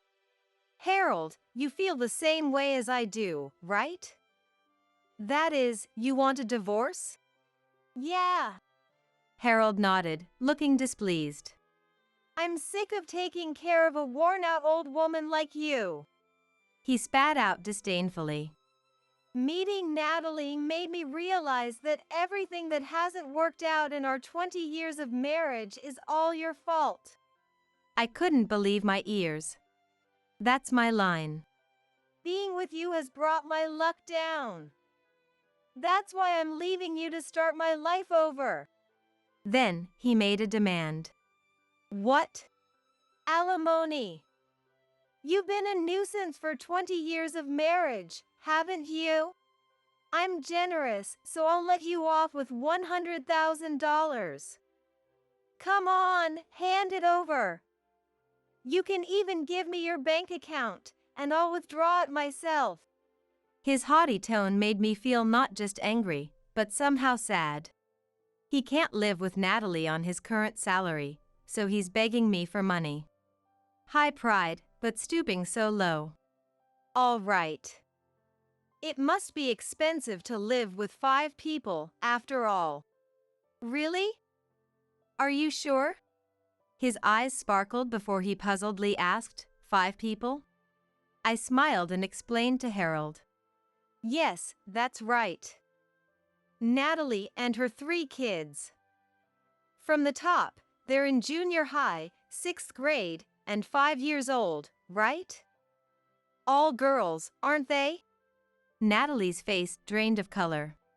Surprised, Harold glanced back and forth between me and Natalie, showing his confusion. With kids? I knew about the divorce, but kids are news to me. Natalie, what is she talking about? Natalie, lips sealed, remained silent, and Harold's eyes widened in shock. Seriously? No way. He muttered, disappointed. Harold must have cheated on me, thinking Natalie was divorced with no kids. From the envelope handed to me by the investigator, I took out the report and a stack of photos, choosing those showing Natalie with the kids and spread them on the floor. Good luck with the challenging ages, Harold, I said with a touch of sarcasm. It's highly doubtful you, who declared hating kids and dumped all childcare on me, not even wanting to bond with your own son, will be embraced by someone else's children. No, it'll be fine. Look, they all resemble Natalie and are cute, so I'm sure I'll come to like them. Harold forced a smile and held Natalie's hand. Natalie, looking up, remained uneasy. Then, the intercom rang with Isabella's voice coming from the other side, causing Harold to start. Why is Mom coming? I told her we're divorcing because of your affair, and she insisted on being present. I replied, and Harold grimaced as if swallowing a bitter bug. Opening the door, Isabella barged into the room, pushing past me with heavy footsteps and immediately started yelling at Natalie upon entering the living room. You home wrecker! Natalie, eyes wide, quickly put on a smile and tried to charm Isabella. Isabella, their marriage was already over. So, your term is incorrect. No, it's not. The thief is you and not my daughter-in-law. You stole my precious son from me. Isabella pointed a finger at Natalie, spitting as she shouted. The daughter-in-law is plain. The mistress is a thick makeup-wearing mother. Harold has no eye for women. Harold hung his head as he was scolded. And now, 3 daughters? Fooled by seduction by such a failure who can't even bear a son. Without me, you fall for the worst women. Harold lifted his face, weakly protesting. Don't speak ill of Natalie, Mom. It was her previous husband who was no good. If she remarries me, she'll surely bear a boy. Right, Natalie? Yes. Natalie's cheeks twitched as Isabella glared at her venomously. Trust that? If you're going to remarry the mistress, take Cody with you. Then I'll consider it. Harold's eyebrows dropped in dismay. What? I don't want that brat. He's bad at online games and doesn't bond with me at all. Not cute at all. His selfish remarks infuriated me. After all, he hardly ever played with him from a young age, always shooing him away. Isabella, it's impossible for me to take Cody. I interjected, unable to hold back any longer. Be quiet, you too. He's already 19, living in a university dorm. He's very independent and plans to live on his own after graduation. I won't let you do as you please. It's common sense for a boy to return to his father's family home after a divorce. Isabella's eyes widened in surprise. That's a piece of common sense I'm hearing for the first time in my life. My frustration with the ever-unreasonable Isabella grew. Harold. After remaining silent for a while, Natalie timidly tugged at Harold's sleeve. What is it, Natalie? Seeing Harold's sloppy smile made me angry. If he's your child, I'm sure he would be cute. But having 4 kids? Are we financially okay? To this legitimate concern, Harold confidently replied. Don't worry, Natalie. As I've told you before, my family is wealthy. Plus, I'm a high-income director at a large corporation. Marrying me means you'll be set for life. At his words, Natalie's face lit up with joy. I'm so happy. Then I don't have to work at the cocktail lounge anymore. Being a hostess was getting hard at my age. It's been tough for you. From now on, I'll protect you, so you can rest easy. Hearing Harold's pretentious statement as he embraced Natalie, I felt nauseous. Doesn't lying so much ever make you feel guilty? I wondered. My guests probably felt the same. Suddenly, the door separating the next room from the living room opened. It might have been slightly earlier than planned, but the timing could not have been better. Seeing the person who suddenly appeared, Harold shouted. Startled, he quickly turned away. The woman who opened the door looked over at the confused Isabella and Natalie and greeted them with a polite smile. Nice to meet you. I'm Serena Tucker, the daughter of the owner of Tucker Industry where Harold worked 10 years ago. The Tucker Industry? Natalie and Isabella's eyes widened. Thank you for your politeness. Oh, isn't that the company where my son is currently employed? Yes, Isabella. Harold, what's wrong? Harold, who had been brimming with confidence until moments ago, started to tremble slightly. See, everything gets revealed like this. What do you plan to do now? Unable to contain a smile, I covered my mouth with my hand. I thought it was strange. That company not following up on the re-employment of its former employees was unheard of. After revisiting old newspaper articles, I found that most employees were referred to affiliated companies or subcontractors. Then, tracking down a former colleague close to Harold using the address from a Christmas card, I discovered a shocking truth. Harold, you were fired just before the company went bankrupt. Harassing Serena, an intern at the headquarters, and enraging the CEO was the cause. Natalie and Isabella were dumbfounded. Ridiculous, right? A 20-year-old college girl would never have an affair with a nearly 40-year-old unremarkable assistant manager. Too much confidence can be a bad thing. With a mocking laugh, Natalie looked at Harold incredulously. Harold, did you really pester a college girl? What's with that face? It's only natural for a man to pursue young, wealthy women. Got a problem with that? Natalie and Isabella were shocked at Harold's brazenness. Wait, assistant manager? So, Harold, where are you working now? At my uncle's company. His title is a part-time job at $8 an hour. He'd been unemployed for 10 years, so I got him working again by kicking him in the rear. I explained the details to Natalie and Isabella with a smile. I got him the job at my uncle's company through my connections. Despite the rule that he should work every weekday, he insisted on working only 3 days a week, so I had to plead to my uncle. Isabella let out a strange cry. It seemed she hadn't heard anything from Harold. Natalie, all the furniture you two took was bought with my salary. When we replaced it, Harold was a mobile phone game addict and unemployed with zero savings. But, Natalie muttered in disbelief. Harold used to brag about how he was the one providing for his wife. He always complained you weren't grateful enough. The pot calling the kettle black, right? I glared sharply at Harold, who was cringing uncomfortably, and unleashed the anger I'd been storing up. While you were unemployed and lazy, I was desperately working, balancing housework and child-rearing. As a woman, that's to be expected. Nothing to brag about, Harold shouted back defiantly. And yet you always looked down on me, and even after getting re-employed through my uncle's company, instead of being grateful, you went and got yourself a mistress. How much more do you intend to belittle me? Shut up!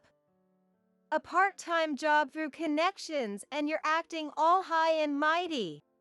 And when was that? I laughed contemptuously. What are you talking about? Too bad. I'm now a senior vice president, I announced cheerfully, and Harold stiffened. What? Say senior vice president? That's right. Unfortunately for you, I'm earning more now than when you were an assistant manager. Liar! A third-rate university graduate like you couldn't possibly be earning that much. When I showed him my salary slip, Harold's face twisted in pain before he finally hung his head in defeat. Then, Isabella, seemingly recovered from the shock, wrapped an arm around Harold's shoulders and sneered at me. Challenging your husband despite being just a daughter-in-law, how impudent. It's because of your attitude that Harold grew tired and sought a mistress. Tired of even bothering to respond, I ignored her as Isabella comforted Harold with sweet, gentle words. Harold, leave them and come back to Mom's place. I'll find you a suitable wife. You can have a son with another woman. Yeah, I'll do that. Harold looked apologetically at Natalie. Sorry, Natalie. Since you don't have Mom's blessing, I have to break up with you. At those words, Natalie's expression turned ferocious. She stood up abruptly, face flushed with rage, and yelled. I'll be more than happy to. You lying womanizer. I thought marrying a director of a large company might be worth it, but what a mistake. Grabbing her designer bag, she pulled out her mobile phone, wallet, and makeup pouch, then hurled the bag at Harold. I wouldn't be with a 15-year-older man otherwise. Thinking you're desirable with your delusional is just gross. Natalie, don't touch me. Shoving away Harold's grasping hand, Natalie left in a huff. Serena, who had been watching everything, bowed to me and left. Here's the divorce petition. Sign it and submit it to the office. If it's too much trouble, send it back to me in the envelope I included. I handed the divorce petition to a tearful and frozen Harold, then informed Isabella.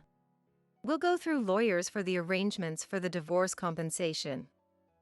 The discussion is over, so please take him with you. I was leaving anyway. Harold, let's go back now and come for your things later.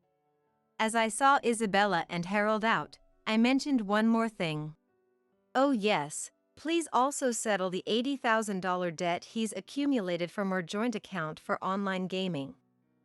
He went back to being jobless, so I'll be sending the bill to you, Isabella.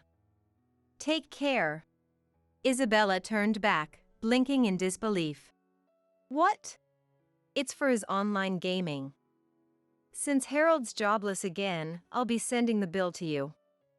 Bye now.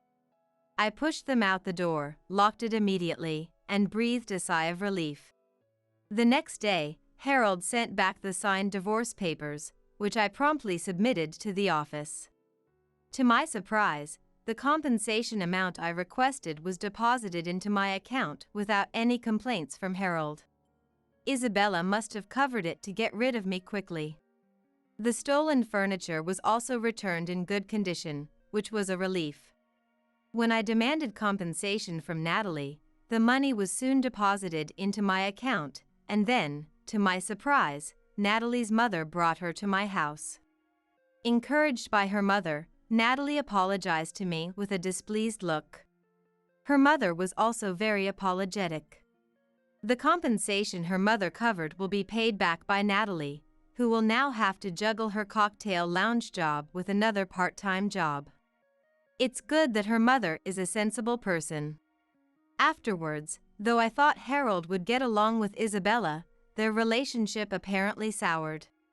Back to being jobless, Harold showed no signs of seeking employment, immersing himself in online gaming, and spending Isabella's savings and pension. He used to be so cute, but my daughter-in-law turned my son into a fool. If this continues, I'll lose all my savings. I wish he would leave the house. Isabella supposedly complained to neighbors. Finally free from Harold, I've been feeling refreshed and living each day to the fullest. If I knew it would be this liberating, I would have cut ties sooner. When I told Cody about the divorce over the phone, he replied cheerfully, You finally made up your mind. Congratulations. He's still your dad, so if you ever want to see him, you can. What? I never want to see him again. My family is just you, Mom. His straightforward response made me laugh. Now it's time for your second life, Mom. In both work and personal life, you're free to do as you please without being tied down by anyone. Yeah, I will. Thank you. Encouraged by my son's words, I smiled warmly. Moving forward, Cody and I plan to live happily and make the most of the rest of our lives together. I'm Jessica, a 38-year-old office worker. I have been married to my husband, Brandon, for 5 years now. However, we've been struggling to have children. Being the eldest and only son, Brandon has always been under pressure from his mother, Chloe, to have a boy since we got married. These days, few people care about the gender of their children, and either a son or daughter can be an heir. Brandon himself doesn't care about the gender and says there's no rush to have children.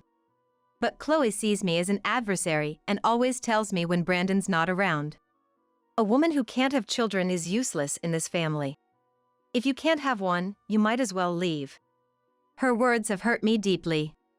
I'm sorry, Chloe, but honestly, your words are very pressuring. I wish you wouldn't say such things. I finally gathered the courage to express my feeling to Chloe. But she didn't understand it at all and became even more oppressive, telling me not to defy her. I was shocked. I never expected such words from her. At first, I endured it because she's Brandon's mother and I didn't want to cause any trouble. But enduring Chloe's sarcasm while undergoing fertility treatments was mentally taxing, and my health started to decline. Realizing I couldn't hide it anymore, I confided in Brandon.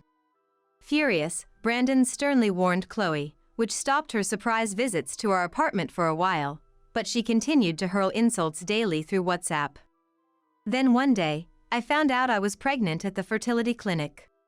The first sight of the fetal ultrasound filled me with indescribable emotions. When I showed Brandon the ultrasound at home, we both cried tears of joy. But our happiness was short-lived as I remembered a significant problem. Chloe. Telling her about the pregnancy would surely lead to her frequent visits, insisting that pregnancy isn't an illness, telling me to move around, or bragging about her own experiences. The doctor advised me not to overexert myself until a heartbeat is confirmed, so I was torn about what to do. After discussing with Brandon, we decided I should stay at my parents' house for a while. If I'm at my parents' house, even if I'm not feeling well, my parents are there, and Chloe won't make a surprise visit to my parents' house. It's close to my workplace and Chloe wouldn't barge in there. I called my mother right away, explaining about the pregnancy and Chloe, and decided to return home for a while. Brandon drove me to my parents' house, where they were overjoyed about my pregnancy. After greeting my parents, Brandon returned to our apartment. Being back at my parents' house, away from Chloe, brought me peace of mind. Soon after, morning sickness hit, and I spent days in bed. At work, my pale face raised concerns, and my boss suggested me to take a break, which I gratefully accepted. Many women at my job, including those who have undergone fertility treatments, understood my situation. Their support was comforting.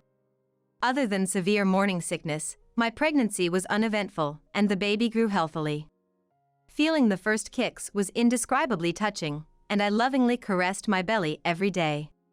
In fact, Brandon and I had already planned to move to a bigger house once we had a child. The reason is, our apartment was getting old, and while it's fine for just the two of us, it felt inconvenient for raising a child. We had set various criteria like proximity to stations, hospitals, and shopping facilities, and were searching accordingly. Then, Brandon suddenly sent me a photo. It was of a new high-rise condominium near the station. The area around the condo had everything needed for living, like commercial facilities and hospitals, and it was close to nurseries and schools, making it convenient for kids in the future. Completion is expected next month, and I casually entered a lottery for it. Surprisingly, we won. If you don't like it, we can just transfer it to someone else. Jessica, you can see it and decide. Hearing this, I immediately opened their website, was taken aback by the stylish design of the rooms, and exclaimed, "What?" The latest system kitchen, a bathroom with a sauna. Moreover, the unit we won was on the top floor of the 30-story building. The view from the window was amazing. I was a bit hesitant about the price, but Brandon works at a top-tier company, and with our salaries, we could afford it, so I decided to sign the contract for this condominium. Of course, I couldn't keep the purchase of a new high-rise condominium from my in-laws. I talked about it through Austin, my father-in-law. Austin said, "It's impressive that you young ones bought a condominium. If you need anything, I'm here to help." However, Chloe was not happy about this. When she found out we bought a high-rise condo, she was upset that we weren't living with her. Then, an incident happened. A week after moving in, Chloe suddenly visited. As usual, she went around the room complaining, but I entertained her with a smile. Then, suddenly, Chloe said she dropped her keys near the emergency stairs. What? Why did you drop your keys by the emergency stairs? Don't tell me you climbed all the way up here? I said, but apparently, she had dropped them while checking where the emergency stairs were, just in case. I went to the emergency stairs instead of Chloe to get the keys. At that moment, I'm taking this house. I was suddenly pushed from behind, lost my balance, and fell down the stairs. Ouch! Help, somebody! Unable to stand due to pain and shock, I suddenly felt warm water flowing around my feet. Realizing I had probably broken my water, I thought about calling an ambulance, but since I had hit my head hard, I lost consciousness. When I woke up, I was in a hospital bed. Brandon was there, looking worriedly at me. Jessica, are you okay? Brandon asked, visibly shaken, as I woke up.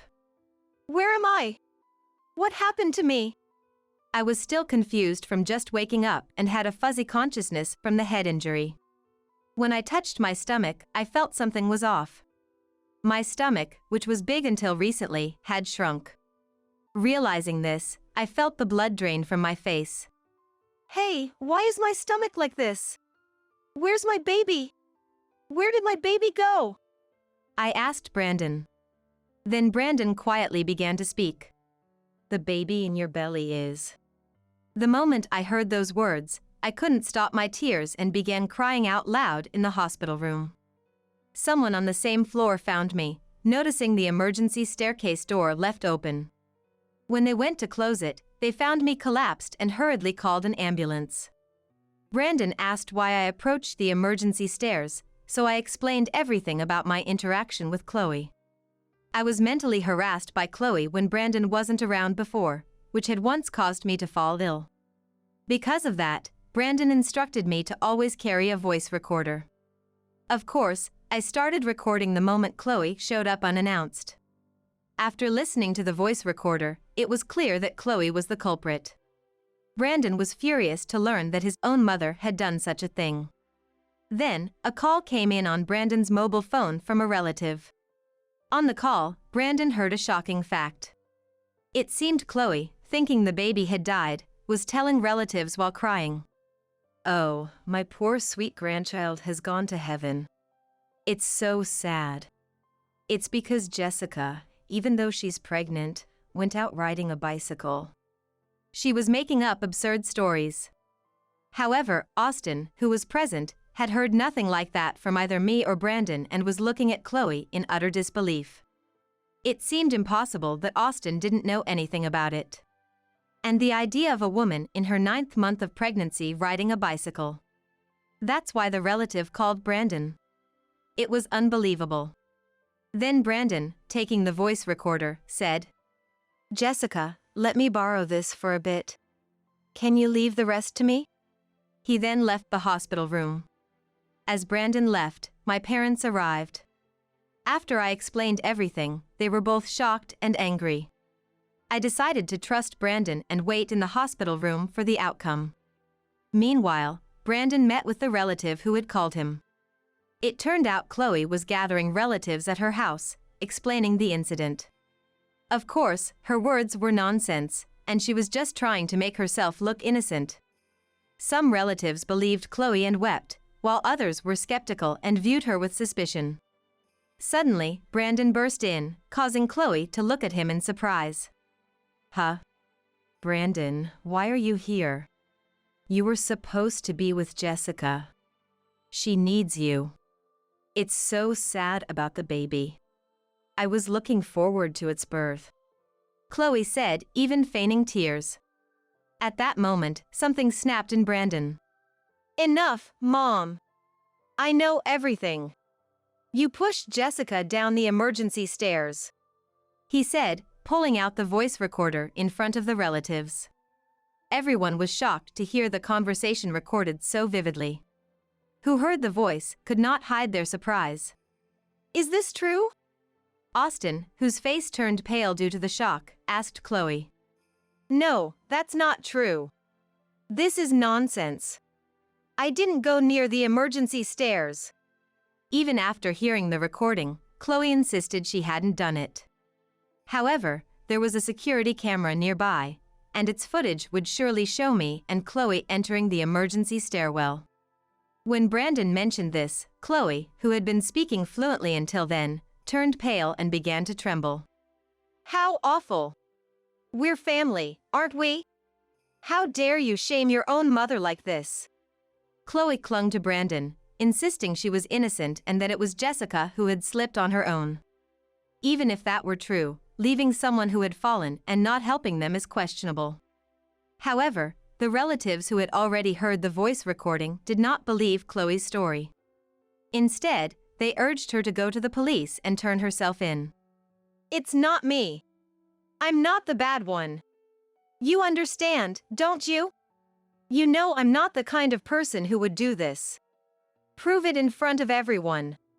Chloe desperately appealed to Austin to affirm her innocence. But no one believed Chloe's story anymore. Soon, the police arrived, and from the audio and the subsequent security camera footage, it was clear that Chloe was the perpetrator. She was taken to the police station and arrested. The reason she did this was because the baby was a girl. Chloe had always been fixated on having a grandson, and when she found out the baby in the womb was a girl, she was disappointed.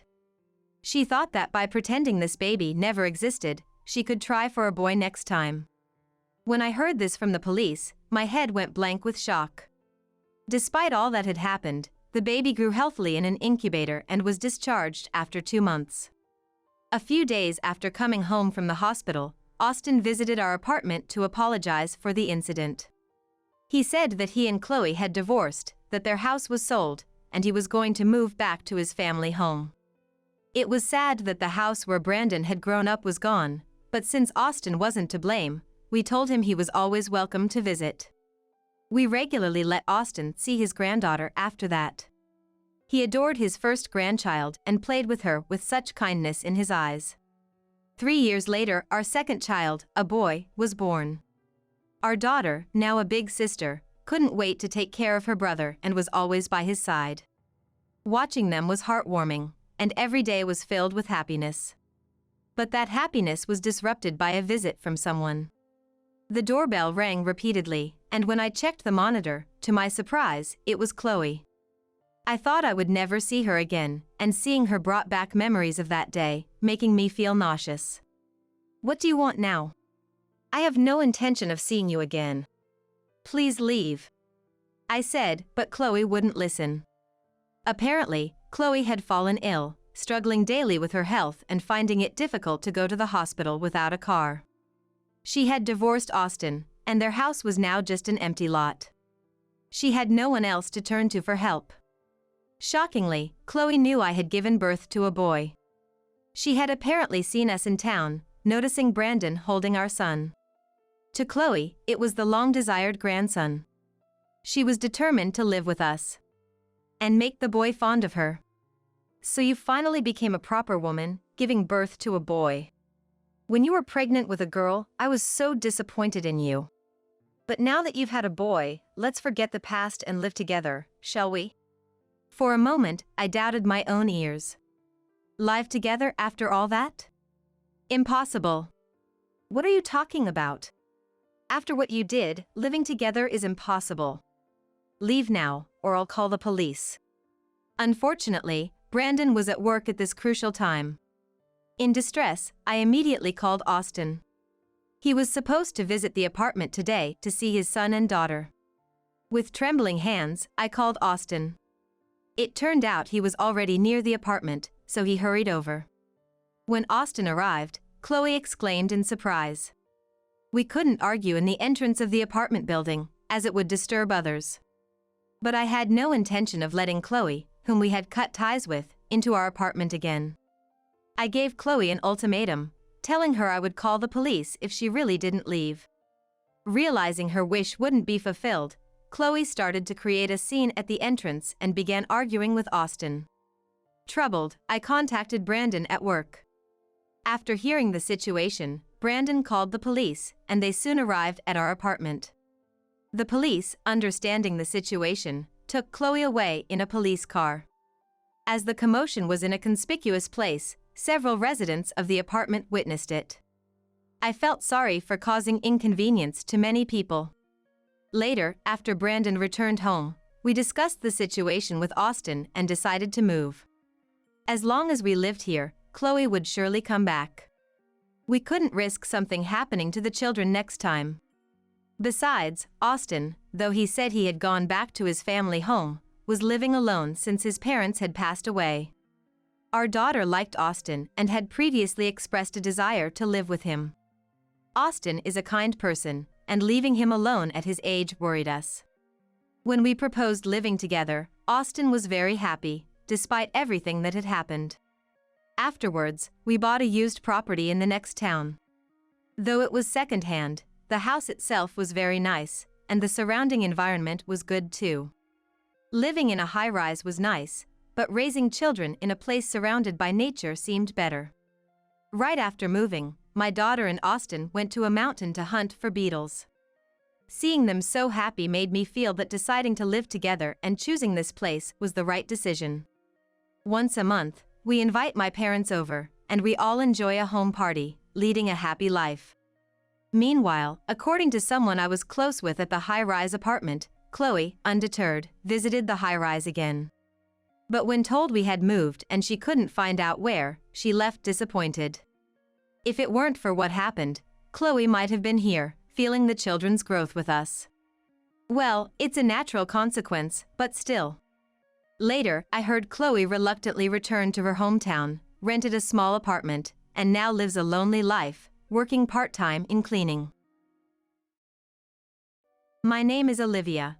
I'm 35 and have been married to my husband Lucas for 7 years. We have a 5-year-old son, Thomas. Normally, it's just the three of us living a peaceful life, but I have one major grievance. It's the long vacations and Christmas when we go to Lucas's parents' house. Only his parents live there, but during the holidays, his sister and her family join us too. During these gatherings, which sometimes exceed 10 people, I'm expected to handle all the meal preparations. Because I'm married to the eldest son, everyone seems to think it's my duty.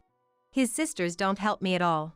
On top of that, they leave their kids with me and go out to have fun. Even Lucas doesn't offer me any help, so as the holidays approach, I start to dread them. Just the thought of preparing meals at my in-laws is painful, not to mention the harassment I endure from Lucas's mother, Ava. From the beginning of our marriage, Ava has criticized everything I do. The first time we went to visit after getting married, she told me out of the blue, "Olivia, please prepare all the meals while you're here." I was shocked. It was my first time in their kitchen, and everything was thrown at me. In a panic, I checked the fridge, finding almost nothing. I had to start by shopping for groceries. "Do you want anything specific to eat?" I asked with a smile without showing my irritation. "Just make something delicious. Don't check with us every time, just get on with the cooking." Jackson, Lucas's father, seemed nice and calm, but I couldn't figure out what he really thought. Ava was always openly hostile towards me. Even when I casually asked Lucas about his parents' favorite dishes, "Anything's fine, don't worry too much about it," he always responds so casually. Lucas is originally unreliable, but since then, my distrust in him has only grown. In the end, I decided to make a safe choice and cook curry. As the smell of curry began to waft from the kitchen, Ava started her snide remarks. "Curry gives me heartburn. I'll have to take some antacid tonight." Without time to make anything else, I served the curry for dinner. Ava complained that the curry was too spicy, or that she preferred pork over beef. "Anyone can make a decent curry," she remarked, leaving the comment hanging in the air, yet she went for seconds. Meanwhile, Jackson ate without saying a word, but after he finished, he let out a deep sigh and left the room. While Ava's reactions are irritating, Jackson's sigh feels more condemning than her snide remarks. Dealing with just my in-laws' meals is stressful enough, but it gets even worse when Lucas's sisters and their families join. Harper's family consists of Lucas's sister Harper, her husband Ethan, and their daughter. Harper, in her appearance and manner of speaking, is frighteningly similar to Ava. Together, they hurl insults at me, making it feel like there are two Avas. When Harper comes to visit, she expects me to handle everything from cooking to making beds. Of course, she doesn't thank me, she takes it for granted. Ethan, usually quiet around his in-laws and Harper, becomes tyrannical when they're not around. "Go buy cigarettes," he'd demand, treating me more like a housemaid than family. Their daughter Emma, much like Harper, seems spiteful. Olivia, we're out of juice. Then Ethan would join in, ordering. Olivia, I'm out of beer. Bring some. Laughing foolishly, the two of them enjoy themselves. They are usually quiet in front of Harper, probably because they're used to being scolded by her.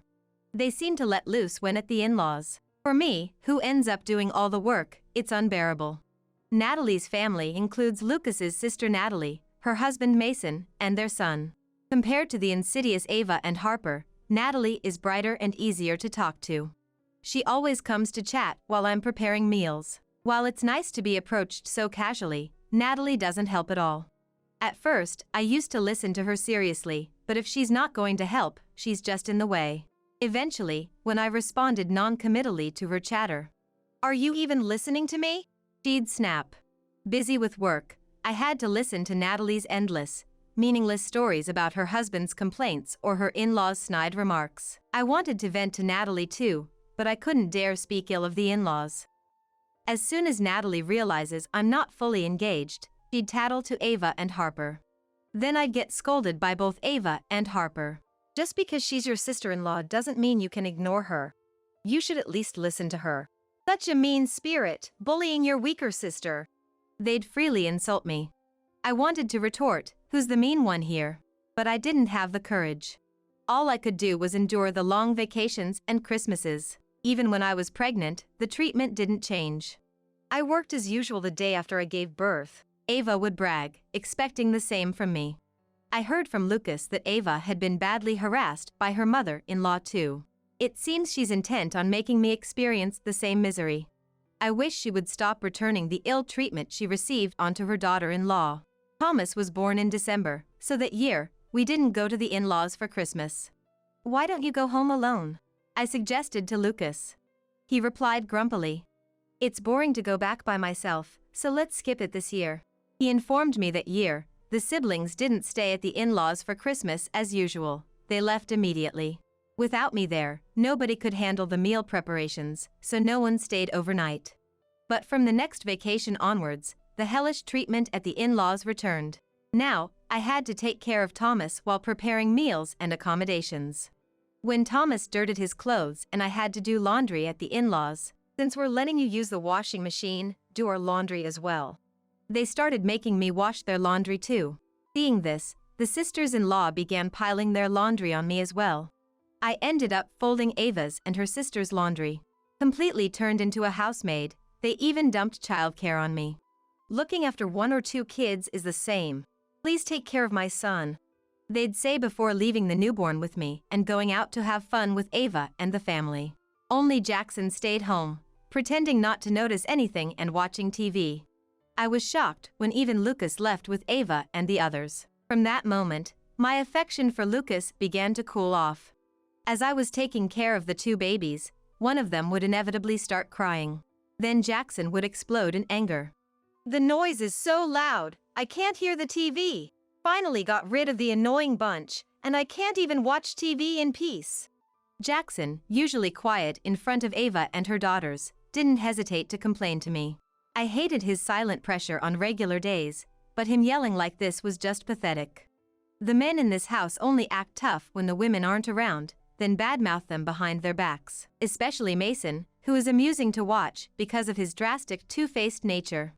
In front of Ava and the sisters-in-law, he's all smiles, serving food and drinks diligently. But when the women are absent, he's swapping nasty comments about their wives with Ethan. Not caring about how it affects me, his wife, they freely talk trash. Why do we have to come here every vacation and Christmas? I feel the same. It's nothing but torture for us husbands. Moreover, Just between us, my marriage isn't going too well, so next time I might not be here. they'd say, laughing uproariously. Whether they're joking or serious. They don't care that I'm listening, the conversation escalates. Honestly, my marriage isn't great either. My wife is too domineering, always looking down on me. They glanced around, and seeing it was just me, they began whispering. My wife is just like her mother. Thinking about her getting even tougher with age is dreadful. Daughters do resemble their mothers, don't they? Recently, even her face is starting to look like her mother's, and it's creepy. Both of them were rolling on the floor, laughing at their own words. I began to wonder if Lucas also talked badly about me when I wasn't around. These two, laughing at such talk, would transform into entirely different people the moment Ava or the sisters-in-law appeared. They knew that if I told Ava or the sisters-in-law about their behavior, I would be the one accused of lying. That's why they felt free to speak ill of Ava and the sisters-in-law in front of me. Year by year, the workload dumped on me during the holidays at the in-laws grew heavier.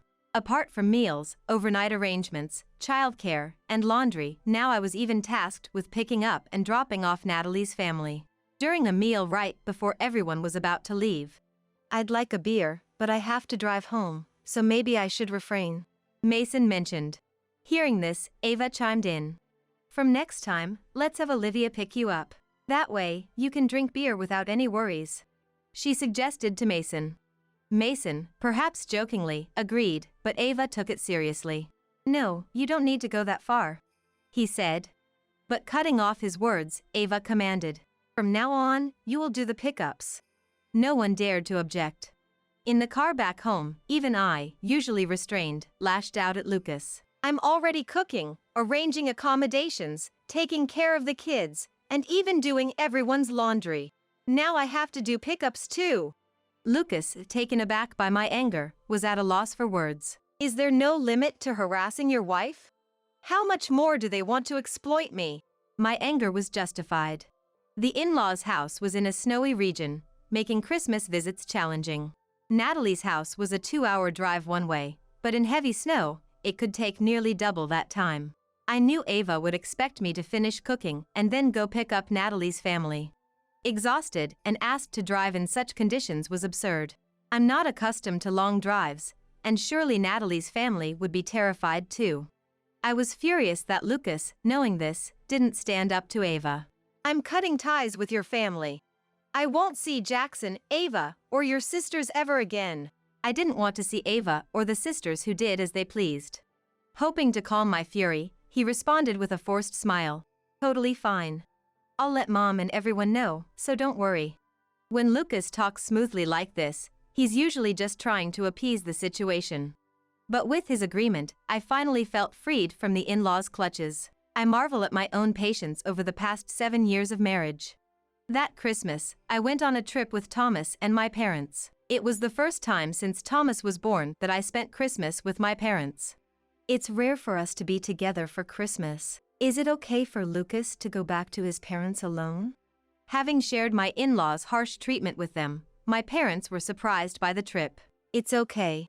I have Lucas's permission, so he won't complain, I assured them, though I wasn't sure if Lucas had really talked to his parents. He had reluctantly agreed to cut ties with his family after my outburst, but I doubted his parents and sisters would accept it easily. They had been taking it easy so far, likely avoiding preparing meals themselves. However, they probably thought they could easily buy meals from the supermarket, so I assumed they weren't too worried.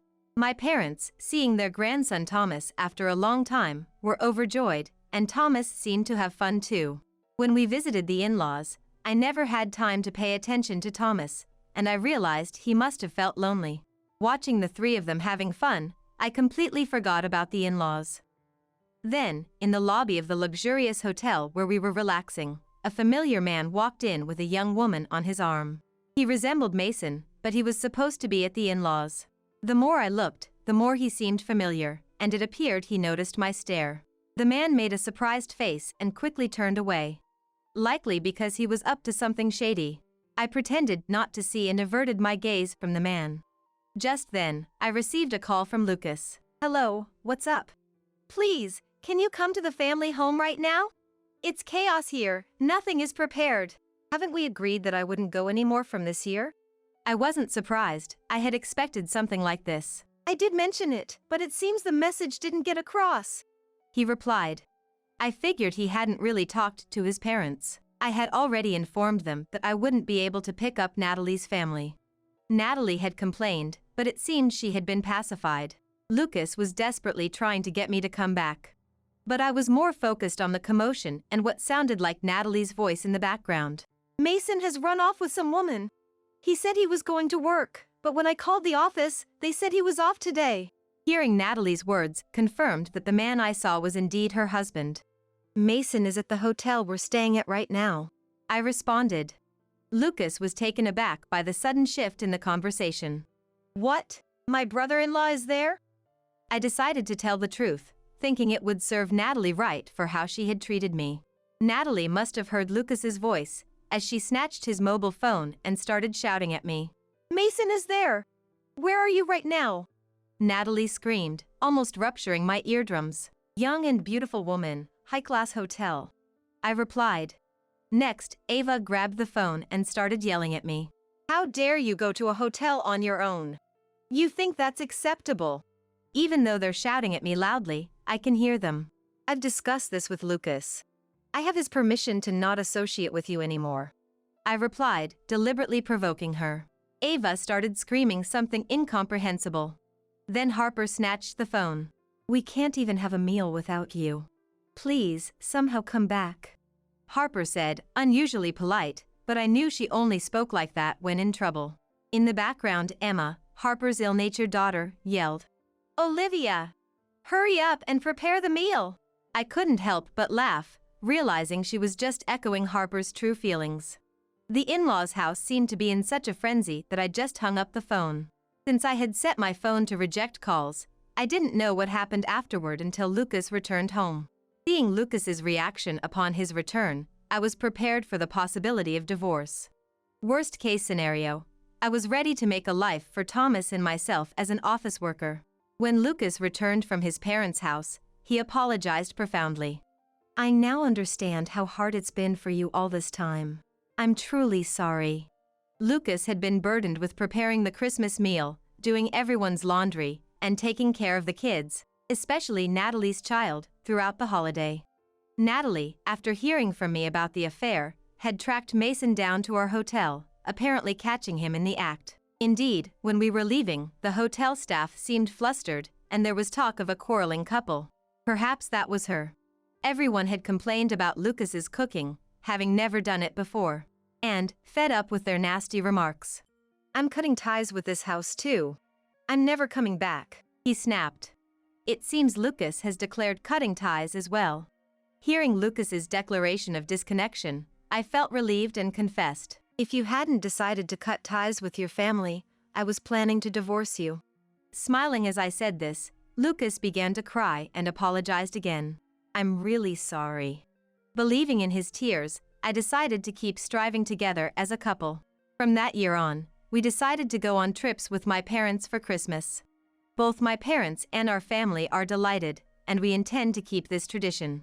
Meanwhile, the in-laws' house doesn't seem to gather anyone anymore. Natalie and her husband divorced soon after.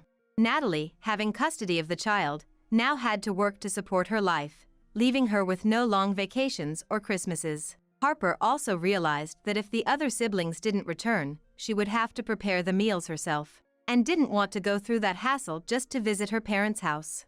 Left alone, the in-laws led a lonely life, unable to see their children or grandchildren. Ava, unable to harass anyone else, seemed to have turned her frustrations on Jackson, and I heard from Lucas that Jackson had left home. Lucas, deeply affected by the criticism of his cooking at the in-laws, has been cooking more often lately. Watching Lucas improve his cooking skills makes all that commotion feel like a distant memory.